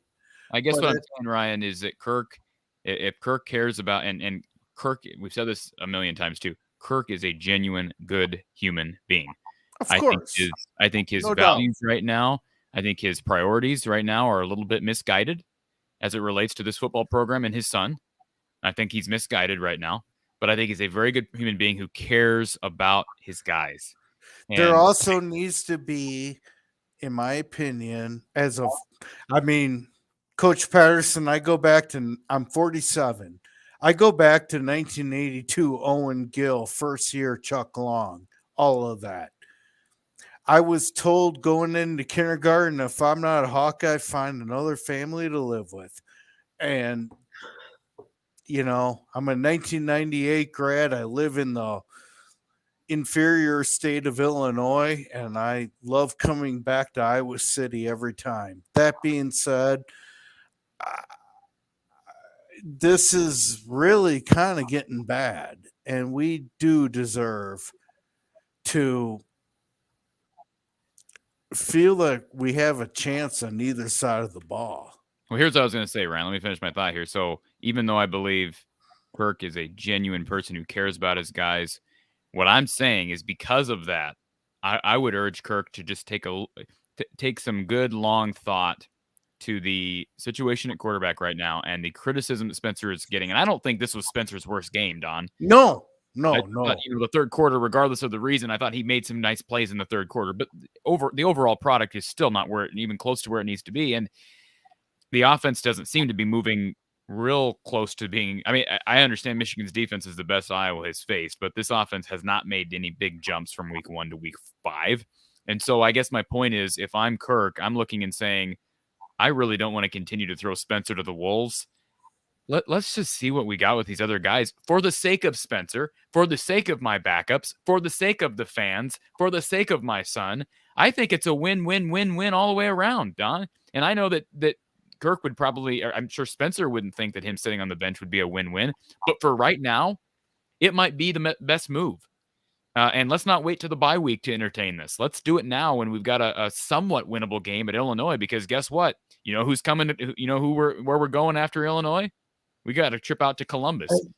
You ain't gonna have much fun in the shoe going up against that offense. So I think that's the big thing. If you care about Spencer, and I know that Kirk Ferentz does, I don't think you're doing him any favors by continuing to bring him out in the field. I mean, Don, he's gotten booed in every single home game this season. Isn't that just? I'm not saying it's wrong for the fans to do it. I'm not saying it's right for the fans to do it. But isn't it sad that that's happening? Yes, it is. I hate that it's happening. I hate that for everybody involved. And so, I just that would be my one thing with Kirk. I just hope that he considers that. But I've been saying that for weeks. Ryan. Hey, Coach, what would you do different to attack Michigan today versus what we did, if I can ask that? As Coach I would say, start the game by letting them out of shoot number one. You have to be aggressive with your play calling early on, because if you're able to get the first score against Michigan, now you've really dealt them a blow, because they're not used to not scoring first. The only time it happened in the last 18 games, they lost the game. So if you can score first, you got a chance. But you better not play from behind, because you're not going to be able to pull it off. Neither you or any other large group of teams. You're not going to pull it off against Michigan, because they're not going to give up anything cheap. They're not going to turn the ball over either. They didn't turn it over, not even once today. And it's not that we weren't trying to generate turnovers. We're trying to, but they do a good job protecting the ball just like we do. So that was the push today. You got to be aggressive from the start. As I said earlier, Ron, maybe you didn't hear me say it, but I said before the game, I said, we'll know about our chance first time we get to 2nd and 1 or 2nd and 2. If we run the ball for a first down, we're likely to lose. If we go play action and actually use that waste down, we're going to beat them. And 2nd and 2, I think, was the first waste down, and we ran the ball. And then a little bit later, 2nd and 1, we ran the ball again. And right then I was getting discouraged, because I knew we're not getting out of our comfort zone to beat somebody like Michigan. We have to do that. We have to take advantage of waste downs and see if we can hit something big. So, Coach, is it fair for me as just a fan who is not the offensive coordinator for a Hall of Fame college football coach? I'm just going to flat out ask, is it fair for us to be very upset and concerned about that side of the ball? I would say if you're not concerned about our play on offense, then you're not much of an Iowa fan. And I know that our fans are concerned, and it's not that they're not concerned about being as good as we can be on defense or in the kicking game either. The reality is that we've come closer to outstanding results on those two aspects of the game than we have on offense. The offense has been more of the problem. Well, your answer right there provides why this is the best show in the country for Iowa football and basketball, for that matter. So thank you, guys. Appreciate that, Ryan. Thanks for just Coach Patterson for being very honest, and I wish you were here. Thank you. Thanks, Ryan. Appreciate it. All right, we've got a couple callers, and then we're going to call it a night, because it's been a 3-hour marathon once again. But I want to kind of go rapid fire through our chat before we get to our final couple of callers. And, of course, we'll have coverage throughout the week as we lead up to the Illinois game. JT, the offensive line is young. That excuse cannot be used anymore. I've heard that for 4 years now. Jim, how much longer can this offense be acceptable? Lemansky, appreciate the super chat. Send me in Brian Ferentz. I can take a sack without throwing it away with the utmost entertainment value. I, too, am immobile. Thank you, Lemansky. Appreciate that. And Has Lemansky been tailgating today? Yeah. Don Patterson's biggest fan says, appreciate the super chat. Do you change up the QB and O-line next week? I've been advocating for a QB change for weeks now, Don, but as far as the O-line is concerned, do you just continue to shuffle like they're doing until you find something that strikes gold? My guess is Coach Barnett probably has a better idea now than he did before the game today of which guard deserves more playing time. I think he's zeroing in on it. It wouldn't shock me if he truly identified a starting 5 instead of a starting 7, you could say. I think the reps have been very even at guard, maybe involving as many as 4 guards. Is that right, Corey? I believe 4 at least. Yeah. So my guess is you might see a split, maybe even as early as next week. Obviously, he's got to have a clear impression in his mind as to who deserves more snaps and who deserves fewer. But I think we're getting a little bit closer to identifying our best players with each passing game. That's only logical. And I can guarantee you, Coach Burnett spent hours and hours and hours evaluating those 66 snaps we had today. Maybe we didn't have 66. How many did we have? I forget. Somebody had 66. Maybe it was Michigan. Do you have the numbers in front of you, Corey? Yeah, I do. Where's that number, Don? I think Michigan had 66, more I think about it. And we had something less. Let's see, 24. I have to add them together here. 24 plus 42. Yeah, 66 for Michigan. And we're in the 50s again. Iowa had, let's see, 31 plus 24. 24. Yeah, good call. 55 snaps. Yeah. Not enough, of course. The team that takes the most snaps generally wins the game too, of course. And we've had difficulty staying on the field with our offense and too much difficulty getting off the field with our defense. Our defense has played admirably week after week. But obviously today they were really tested because Michigan's offense is I put Blake Corum up against any running back we'll see all season. He's an outstanding back.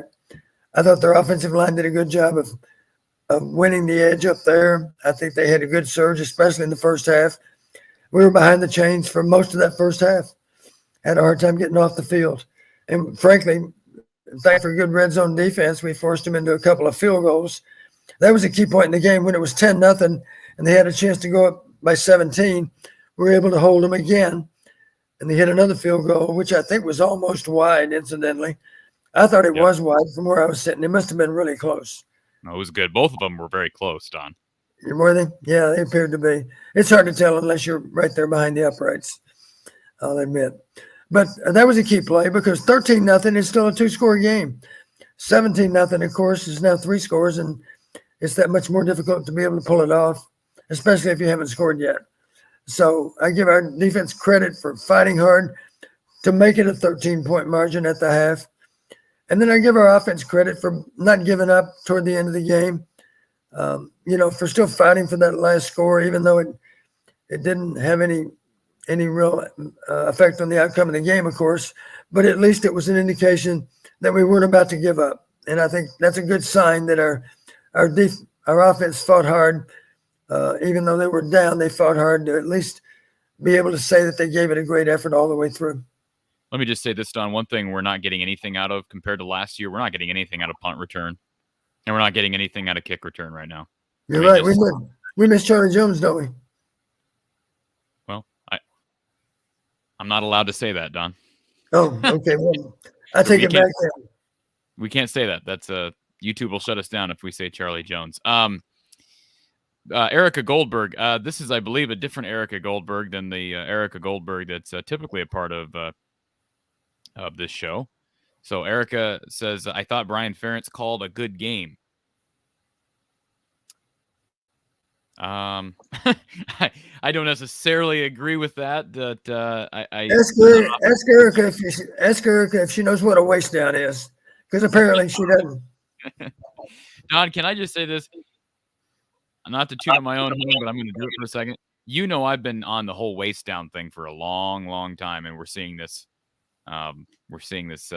Continuing. So, but thank you for the super chat, Erica, number 2.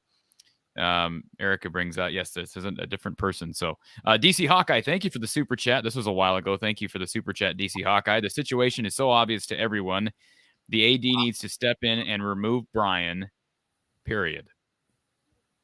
Jason says, again, thank you, DC Hawkeye, for that. Jason says, Don, why does it seem coaches would rather lose their way instead of making adjustments to the personnel they have? I can't answer that. I don't know.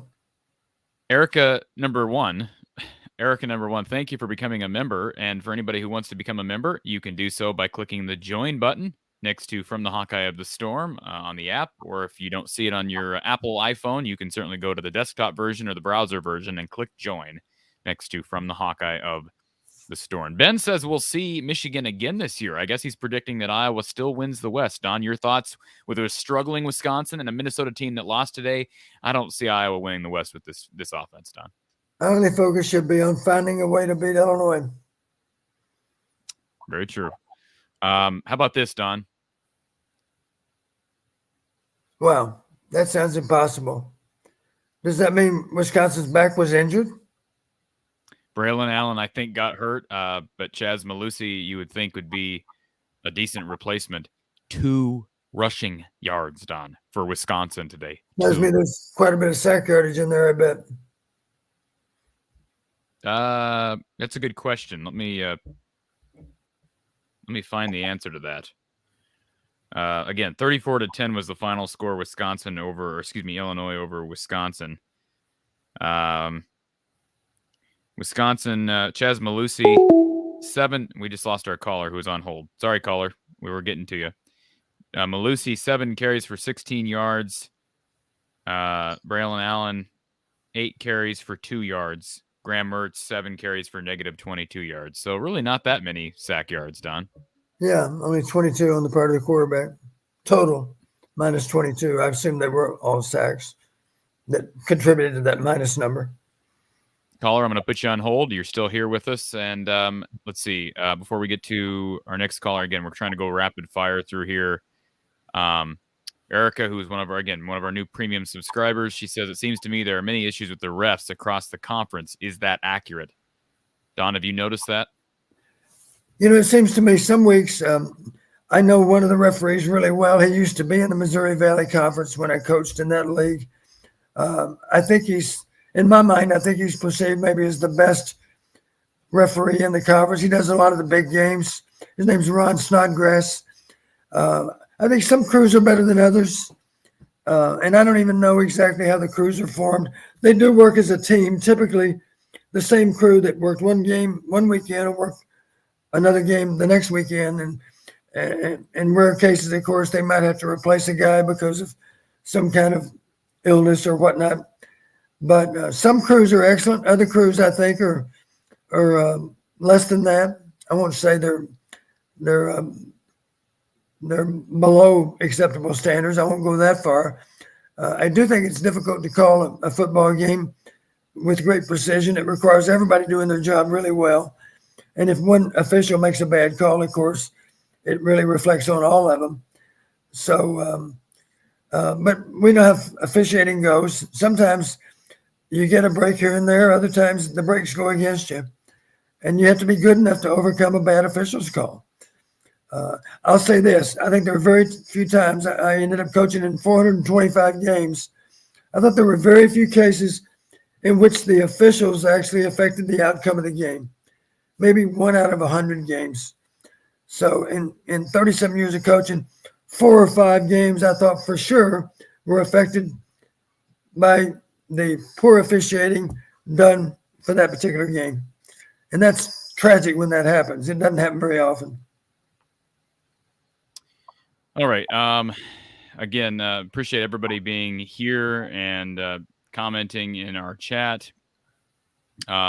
Kelly says, sorry if I asked already, but how many more losses until our third quarterback gets a look? I have the answer for that, unfortunately, Kelly. M. Finn, the offensive line was bad last year. It was a bad year before that. The year before that, it hasn't been good in quite a while. With the exception of 2020, it was actually really good in 2020, Don, but it was a COVID year. Hard to really weigh how much importance you place on that year in general. Joby Clausen, in my humble opinion, I agree Corey and Don are right about Iowa needing to do play action on waste downs like second and short. Iowa's top 2 deep threats from last year didn't play today.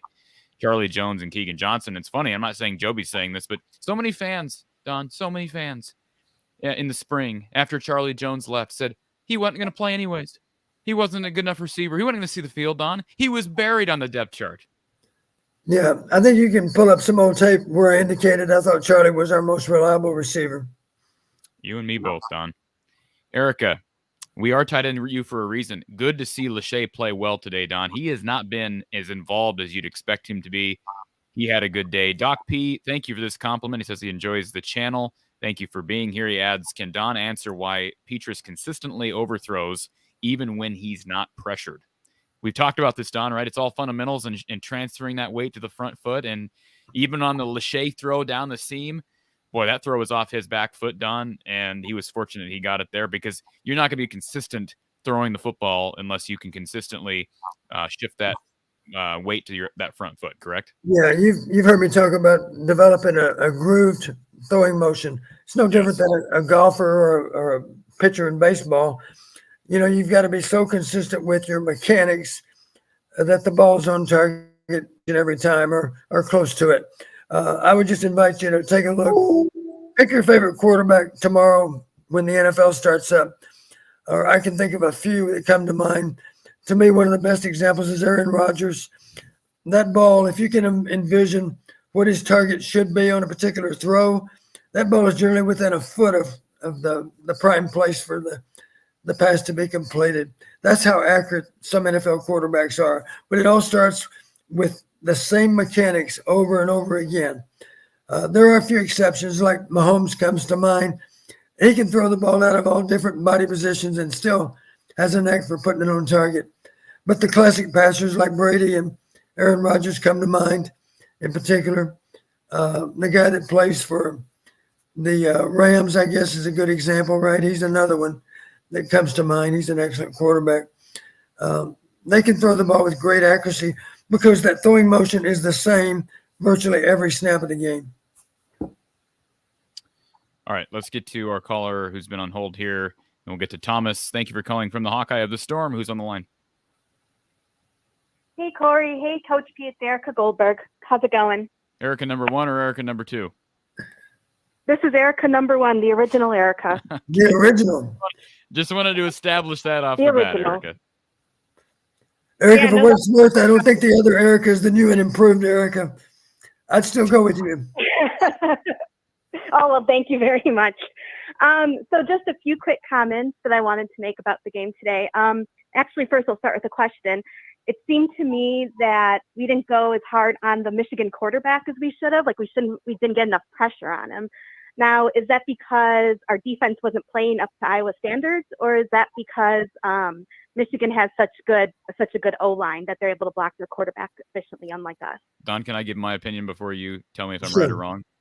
When you're gouging the defense for 7 yards a carry, you're probably not going to be able to consistently. You're probably not going to be able to get to the quarterback schematically, right? You're not going to bring more than 4 guys. I mean, there were very few obvious passing situations, anyways, in that first quarter. Yeah, you're right. The best way to have a good pass rush, of course, is to be able to know with confidence that it's going to be a pass. Then you can tee off as a pass rusher, be more effective. The other thing that comes to mind, sometimes creative pass rushes might involve you actually giving up a gap.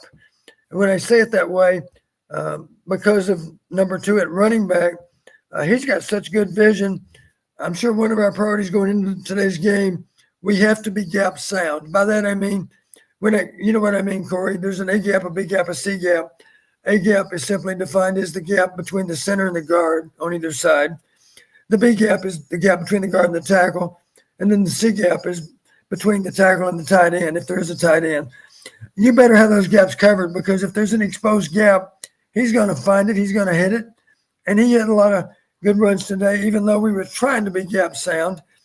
And the only negative about trying to be gap sound is that maybe we force ourselves to be a little more predictable with how we're rushing if it happens to be a pass. It's all about getting ahead of the chains. If they're ahead of the chains, advantage to the offense. If they're looking at long yardage, now the advantage swings our way. That makes a lot of sense. Yeah. I think I'm coming in behind again, like before. I don't know what's causing the issue. I apologize, guys. Well, you're good. You're not that far But behind. okay, good. So the other thing I was gonna comment on or ask, I think we're getting into dangerous territory here with Kirk, and by that, what I mean is it's gonna end up being that he kind of leaves dishonorably and he outstays his welcome. Because if offenses keep looking like this while he's still here, he's just eventually going to be, I don't want to say kicked out the door because they've made it clear they're not going to kick him out of the door, but it's just going to be, his reputation will be wrecked, which would be such a shame because he's done so much for this Iowa team. So I was wondering where you think we are in that spectrum. Do you think we're getting there? Do you think that it's just starting to feel that way? Or what do you guys think about that? I have the same fear that you do, Erica. I don't think we're close, as I think some fans are close to feeling that, but I think ultimately, like we said earlier, it's the big money people, and I really don't have a feel for how they are. Now, if Iowa goes 6-6, 5-7, there will be pressure. Don, can we agree on that? I mean, I'm not asking you if you think there should be pressure, but I think the reality is if Iowa goes 5-7 or 6-6, there will be pressure, and that might be the only thing that could possibly cause movement on the coaching staff. Do I think Kirk Ferentz is going to resign? No. Am I advocating for him to resign? No. Can you hear me, Don? I do now, yeah. You froze up there for a second. What I'm saying is I'm not advocating for Kirk Ferentz to resign. I'm not advocating for that, but I'm just saying if they go 5-7 or 6-6, there will be, I would have to think there are going to be some people who matter that will be upset. And I'm not saying it's going to be enough, but I think that's probably, if you are one advocating for change, that's probably what's going to take, Erica. I think it would tie into the circumstances behind that 5-7 or 6-6. If our numbers are still really poor all the way through the season on offense, there'll be more pressure than there otherwise would be. It's conceivable, of course, our numbers will change a lot over the latter 7 games of the regular season. Maybe we aren't able to win for some other reason. Maybe we have serious injuries that compromise our efforts either in the kicking game or the way our defense performs. I hate to think that that'll enter into it, but it depends on the circumstances behind a record that might be on or around 500. It depends on are we competitive in every last game and still lost a lot of one-score games? That's different, of course, than being beaten by 2 or 3 touchdowns. Okay. I think that's pretty much all I have for today. To be honest, I'm kind of beaten down because this game was just, I wasn't sure who would win walking into this. I'm not saying I thought Iowa would necessarily win, but I thought it was anybody's game. And I just feel like we had a very poor showing today. So I'm kind of a little disappointed. And I think that's true for a lot of people here. So anyway, thank you for taking my call and have a great evening. Thanks, guys. Thanks as always, Erica. Thanks, Erica. Dave, great show, Corey and Don. Thank you. Thank you for being here, Dave. Steve wants a blue star. As Erica brings out here, if you want a blue star and you want to be a premium subscriber, you can hit the join button to join the channel. Would certainly be much appreciated and help support the channel. Lemansky with the super chat. Corey, I can help. I will call Barta and say waist down is not thrown at the belly button. Lemansky putting in the long hours today. Casey, will the show next week be on Sunday since Illinois is a late game? No, I don't think so, Don. We're going to be on after the Illinois game, right? I'm prepared. Lisa's going to be at the game with her sorority sisters. Right. Okay. I'm going to be here watching the game on TV. Be here in Iowa City. Perfect. I'll be available after the game. John says, would you call the fake kneel down an exotic? You've already answered that, Corey. You've already said no, it's not. Okay. I'm sure you got high standards for your exotics. And Don P or Doc P, I'm sorry, you're Don P. Doc P says, how many yards did Charlie Jones get today? And let me see if I can find the answer to that question. So Purdue, as you know, beat Minnesota 20-10. And Charlie Jones ended up with 6 receptions for 55 yards to lead the team. And by the way, that would have led Iowa's receivers. I think that would have led Iowa's receivers in any game this year, Don. I don't think there's been a single game where a wide receiver has totaled 55 yards. You may be right. I don't know. Steve says, Coach, whatever happened to the scratch where it itches philosophy? I don't know. I'm not sure. Mansky says, go ahead, Don. I'm just going to say your point's well taken. You got to keep exploring. Keep try something different. Try something different and just keep searching. And usually before the game plays out, you end up eventually finding something that'll work. And Coach Fry was notorious for saying, he had an old expression, milk it's dry. He didn't want to hear a coach after the game say, oh, I wish we'd have just run that play a few more times. He wasn't going to do that. I'll give you a simple example that we were very familiar with as coaches. If the play was good, let's imagine it was a pro right formation and we ran the ball to the right for good yardage. Coach Fry, one of the things he'd like to do is simply flip the formation over and run the same play to the other side of the field.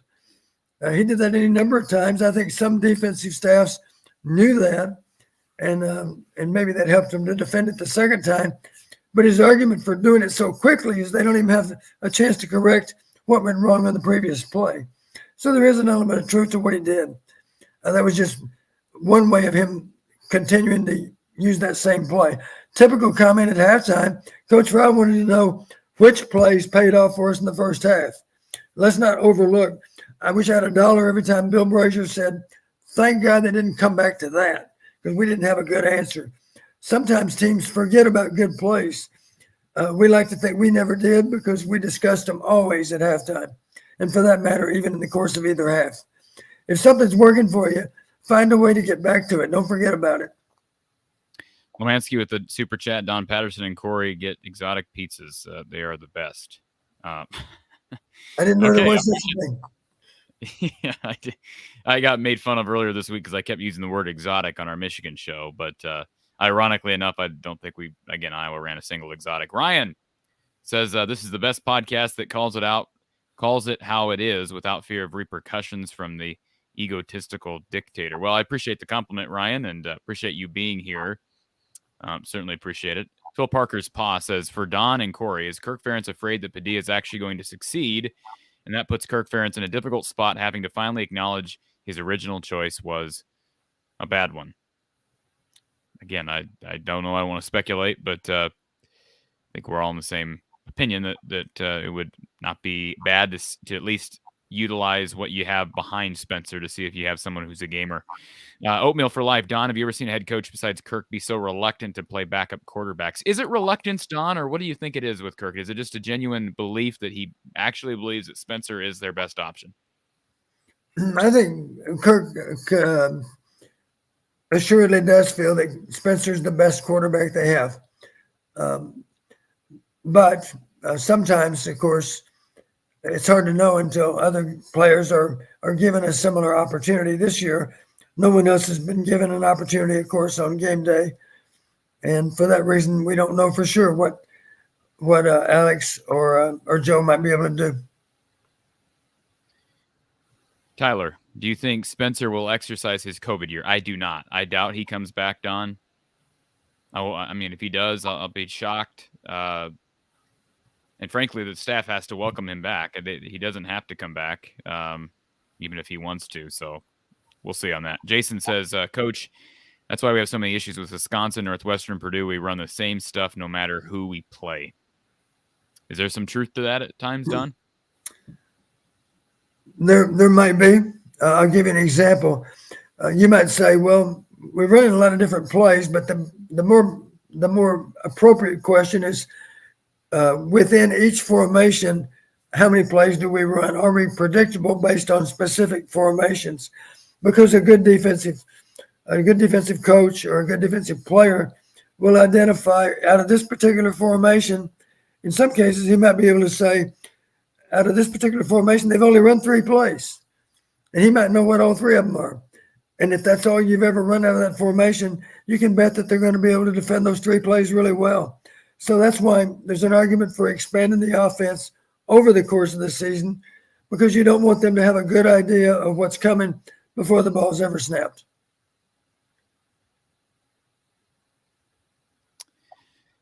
Want to give everybody a scoreboard update here. Of course, we know Michigan defeating Iowa 27-14. Purdue over number 21 Minnesota in Minneapolis 20-10. And I still think Purdue might be the team to beat in the Big Ten, even though people were jumping on that Minnesota bandwagon. Purdue's only got the one loss, and it was a close one to Penn State. Illinois over Wisconsin 34-10, and Iowa gets the Illini next week. Right now, Maryland beating Michigan State 27-13 in the fourth quarter. Ohio State over Rutgers 49-10 in the fourth quarter. So much for that real staunch Rutgers defense. And Penn State leading Northwestern 17-7 in the fourth quarter. And Don, you have a lot of respect for Mel Tucker, but what in the world? It's amazing how it's fallen apart just in a matter of a few weeks. I don't know what's going on at Michigan State. It makes me wonder if there's maybe something going on within the team itself. Maybe if there's some kind of fractured element within the team, something crazy like that. It's hard to explain that they would change so much for the worst in a short amount of time. Number 2 Alabama leading number 20 Arkansas 42-23 in the fourth quarter. Number 9 Oklahoma State leading number 16 Baylor 36-25 late in the fourth. Number 22 Wake Forest leading number 23 Florida State 28-21 late in the fourth. Iowa State trailing Kansas 14-11 with just 4 minutes to go in the fourth quarter. Wow. North Carolina leading Virginia Tech 41-10. Texas A&M, number 17 in the country, trailing Mississippi State 21-10. And then, of course, we know some of the results earlier. TCU with the 31-point upset of number 18 Oklahoma. Number 14 Ole Miss over number 7 Kentucky 22-19. How about Adrian Martinez and the Wildcats of Kansas State? Now number 25 in the country, beating Texas Tech 37-28. Louisville falling to Boston College 34-33. And number 12, Utah beating Oregon State 42-16. And, of course, some games still on the docket. Vincent, a couple final questions here. We went way over our time slot. He says, Corey and Coach Patterson, does this type of offense this season run the risk of losing your players due to the outside noise and lack of production? If so, what can you do to counter that? I'm going to leave that question up for you, Don. I don't know how to answer it because I simply don't know.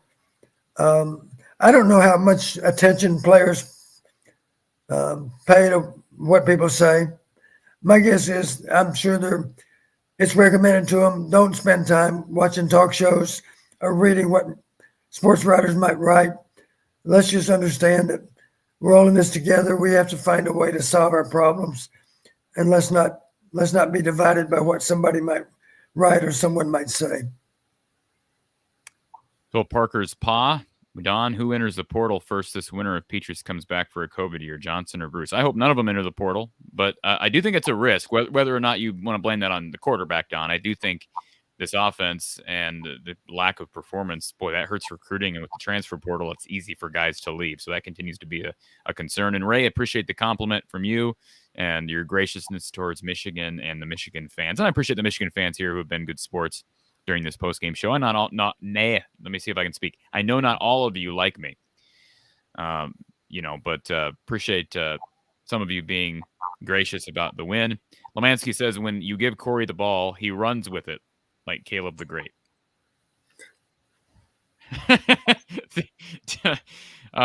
Okay. We're going to go rapid fire. 2 last callers are on hold. I'm cutting it off after there. All right. So Thomas, Austin, these are going to be quick calls. I know you've been waiting a while, but we have to wrap this thing up. We've been on a long, long time. Thomas. Hey guys.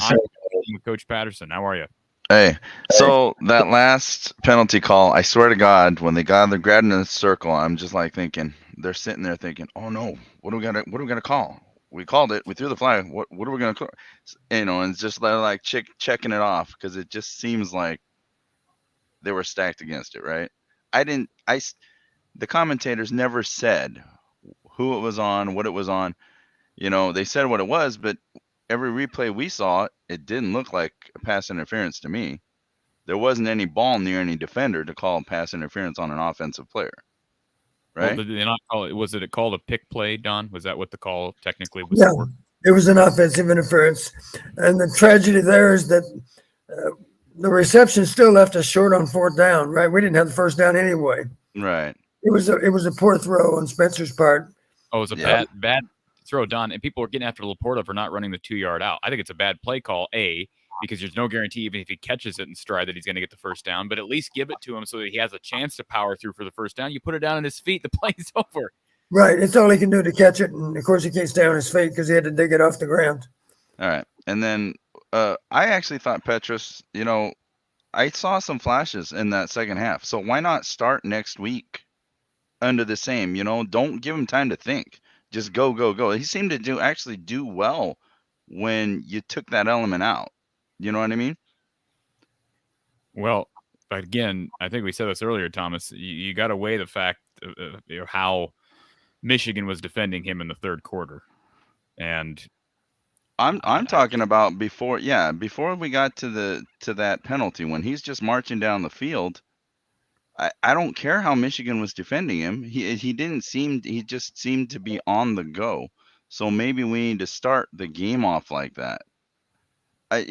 Try something. If you're going to keep Petrus in, then you might as well try something new, right? Change the pace of it. Well, I'm all for that. I'm all for trying something new. Now, what you're saying with some of those throws, you'd have to classify that as a more aggressive case of play calling, right? We're throwing the ball down the field. Yeah. Making some throws that are 15, 20 yards. And you're right. That's something that I think Spencer throws a lot of those balls better than he does some of the shorter stuff. So you're right. I mean, there's nothing wrong with us hitting a lot of those intermediate routes. I realize there's a chance they'll be intercepted, but you can't cross the street without paying attention to the traffic too, so we just got to give him credit for recognizing where the defenders are and being put the ball in a good spot. And I have two other things. One, don't sleep on Illinois. Bielema has changed the culture there, and Bielema has had a track record of having our number before. Right?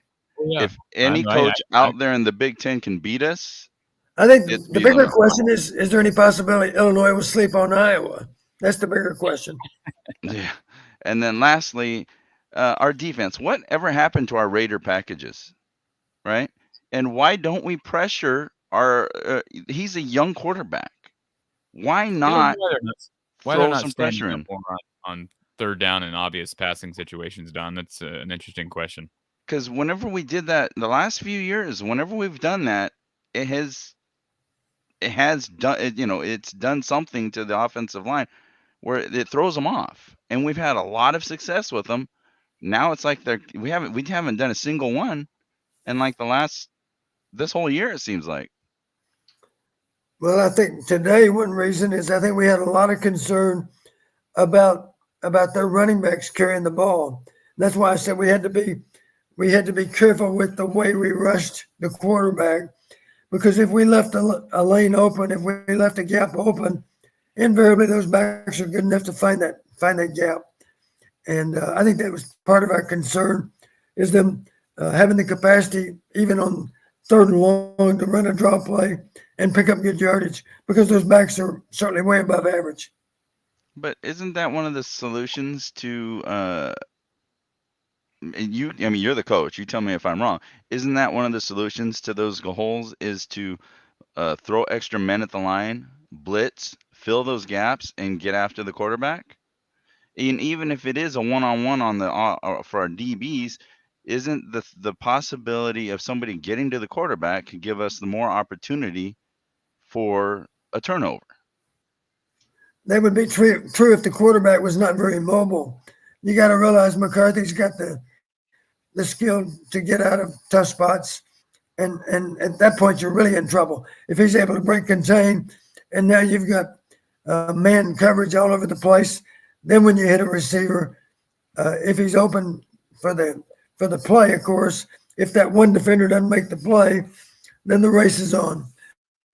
We don't like to play that way. Our strength, of course, is to play zone, keep the ball in front of us, be sound with our tackling. That's the key to our success in preventing big plays. And I think we're worried about a situation in which the quarterback hits a receiver. Now the race is on. We didn't want those kind of plays.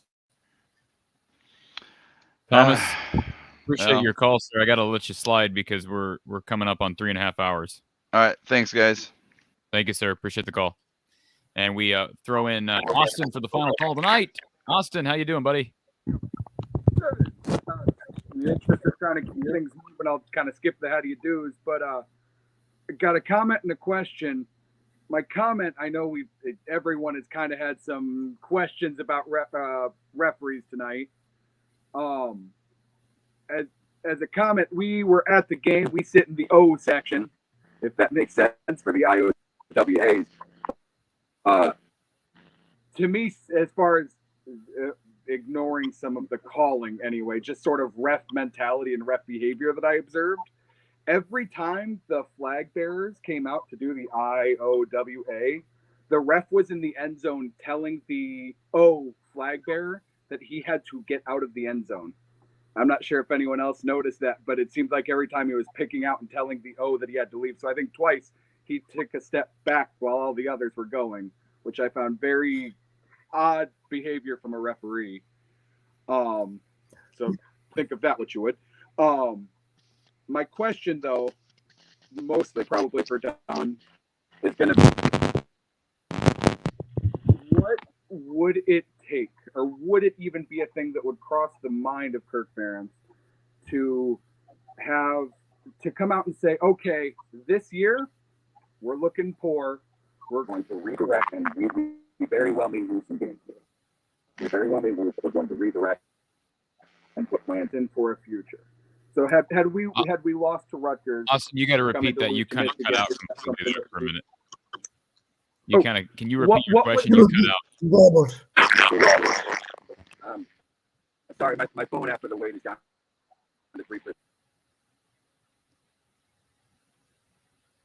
I've lost him. Now we've lost you. Now we've lost you completely, Austin.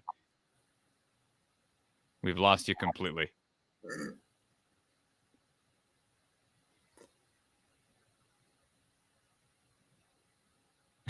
We've completely lost. Here, I'm gonna see if you can fix that issue, Austin, because I know you waited here for a while, but we cannot hear you at all now. So maybe refresh the page, see if that will help us out, and we can get your call in while we're waiting to see if Austin can fix those issues.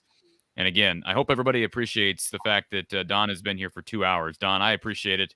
Over 2 hours. And again, we know that there have been a lot of people who have donated. I want to extend appreciation to those people. If you're interested in donating by Venmo, Cash App, PayPal, you can do so in the description below. There are links for Venmo, Cash App, and PayPal. You can also sponsor the show by emailing me from the eye of the storm at outlook.com. That's from the eye of the storm at outlook.com. This coming Wednesday, Hawkeye Hangout Live Edition, 9 p.m. Myself and you, the caller, you, the listener, will be talking Illinois, talking about Iowa. I'm sure the offense will come up. Wouldn't be shocked if the Iowa offense comes up again, but we'll be taking your calls, and it'll be another good time on Hawkeye Hangout right here and from the Hawkeye of the Storm. So if you haven't already done so, please subscribe and hit the bell for notifications. Austin, do we have you back? I hope so. Can you hear me now? Yes. Yes. Clear now. Okay. Yep. Sorry, No my phone hit 2%, so I switched to the computer. No camera, but better microphone. You're good. My question, this is going to be mostly for Don.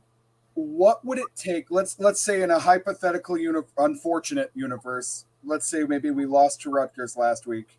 We lost to Michigan this week. What would it take for Kirk to come out and say, okay, we clearly have an overhaul to do. We're going to start this overhaul now. Fans, be patient. What would it take for them to come to say we're going to lose games, but the priority right now already is building a better team for next season? Would that ever be something feasible or no? That's a scenario I can't imagine playing out, to be honest with you. Okay, so it's never going to be a point where we're going to just take a waste year or a building year, I guess, a full stop. We're going to grow this year for next year. I don't think so. Well, I don't think you have to approach it. I know that you said the question was for Don, Austin, but if I could interject for a moment, I don't think you have to approach it that way. I think you can approach it and say, I think part of a rebuild would probably be a change at quarterback. I think part of the equation. So you don't have to say it's a rebuilding year, but if they said we're starting Spencer or Alex Padilla this week or starting Joey Labus, call it what you want. I think a lot of fans would be okay with some growing pains from a new quarterback. Don, is that fair? Do you think fans would be okay with some growing pains there? Sure. It would mean at least we're exploring all options. Yeah, I agree. I don't think it'll happen. I'm with Don, Austin.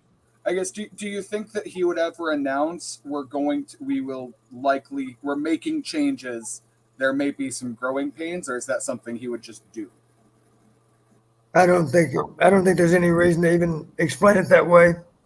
Because I think people would interpret that as they wished, but as they wanted to. But I think in most cases, people would at least appreciate we're trying to find a solution. And one way to find a solution, of course, is to explore more options.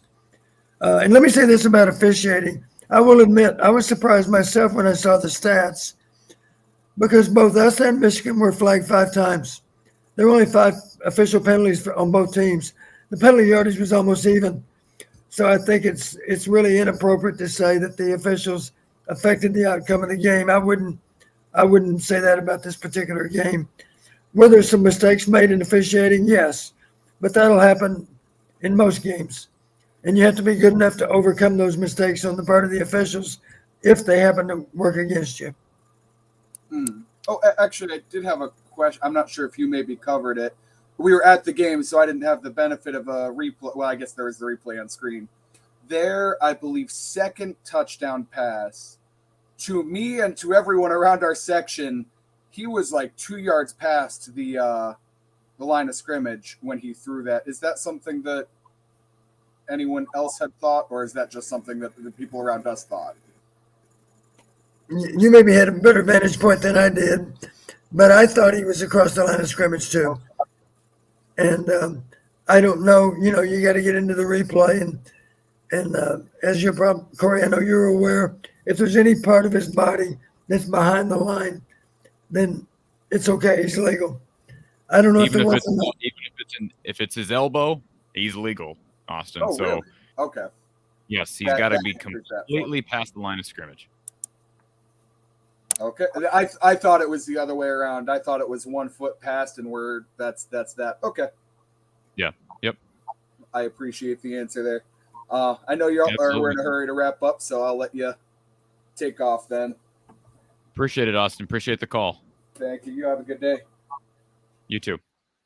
All right, folks, this has been a long show again, but appreciate everybody hanging with us. Again, if you want to sponsor this show or any of the content here from the Hawkeye of the Storm or Iowa Football at the Voice of College Football, sponsor by emailing me from the eye of the storm at outlook.com. We'll be able to send you some more details. Also, if you would like to follow me on Twitter, the handle is @FromTheHawkeye. You can also find the Facebook page From the Hawkeye of the Storm, but I'm much more active on Twitter. Please share the show out on social media. If you're enjoying the content, others will as well. I steal that line from Mark Rogers. To become a premium subscriber, click join next to From the Hawkeye of the Storm on YouTube. And of course, hit the like button. That always helps. Please subscribe if you've not already done so. I keep mentioning donations. And again, this coming Wednesday at 9 p.m. Central Time, myself and you, the caller, you, the listener, will be live for Hawkeye Hangout as we approach the Illinois game, which is a big, big game, and I believe it to be a must-win game for this Iowa Hawkeye team. And, of course, next Saturday, Iowa, Illinois, from Champaign, 6:30 p.m. Central Time on BTN, a night game, and I think it's going to be another packed house. But the next thing on the docket is Iowa Live. If you've not subscribed to our sister channel, Iowa Football at the Voice of College Football, we appreciate Mark Rogers helping to make this show possible, and we're simulcasting to that channel. We're live every Tuesday at 4:30 p.m. Central Time. We'll talk Iowa, Illinois, and recap what was another disappointing performance for this Iowa offense. Don, once again, thank you so much for all your time, and I know the callers and all the listeners appreciate it. Erica, one final super chat. Coach P, would you ever consider working for Iowa again as an OC or otherwise? Please get in there and save us. And I don't expect you to answer that question, Don, but thank you to Erica. And I think that just shows the appreciation she has for the work that you put in this show and of course, all the hours that you spent for Iowa football over the years. So thank you from the bottom of all of our hearts. Yes, thank you, Erica. I greatly appreciate that. All right, folks, we will be back with you on Wednesday for Hawkeye Hangout right here from the Hawkeye of the Storm. And, of course, we'll be live with Mark Rogers Tuesday at 4:30. Take care.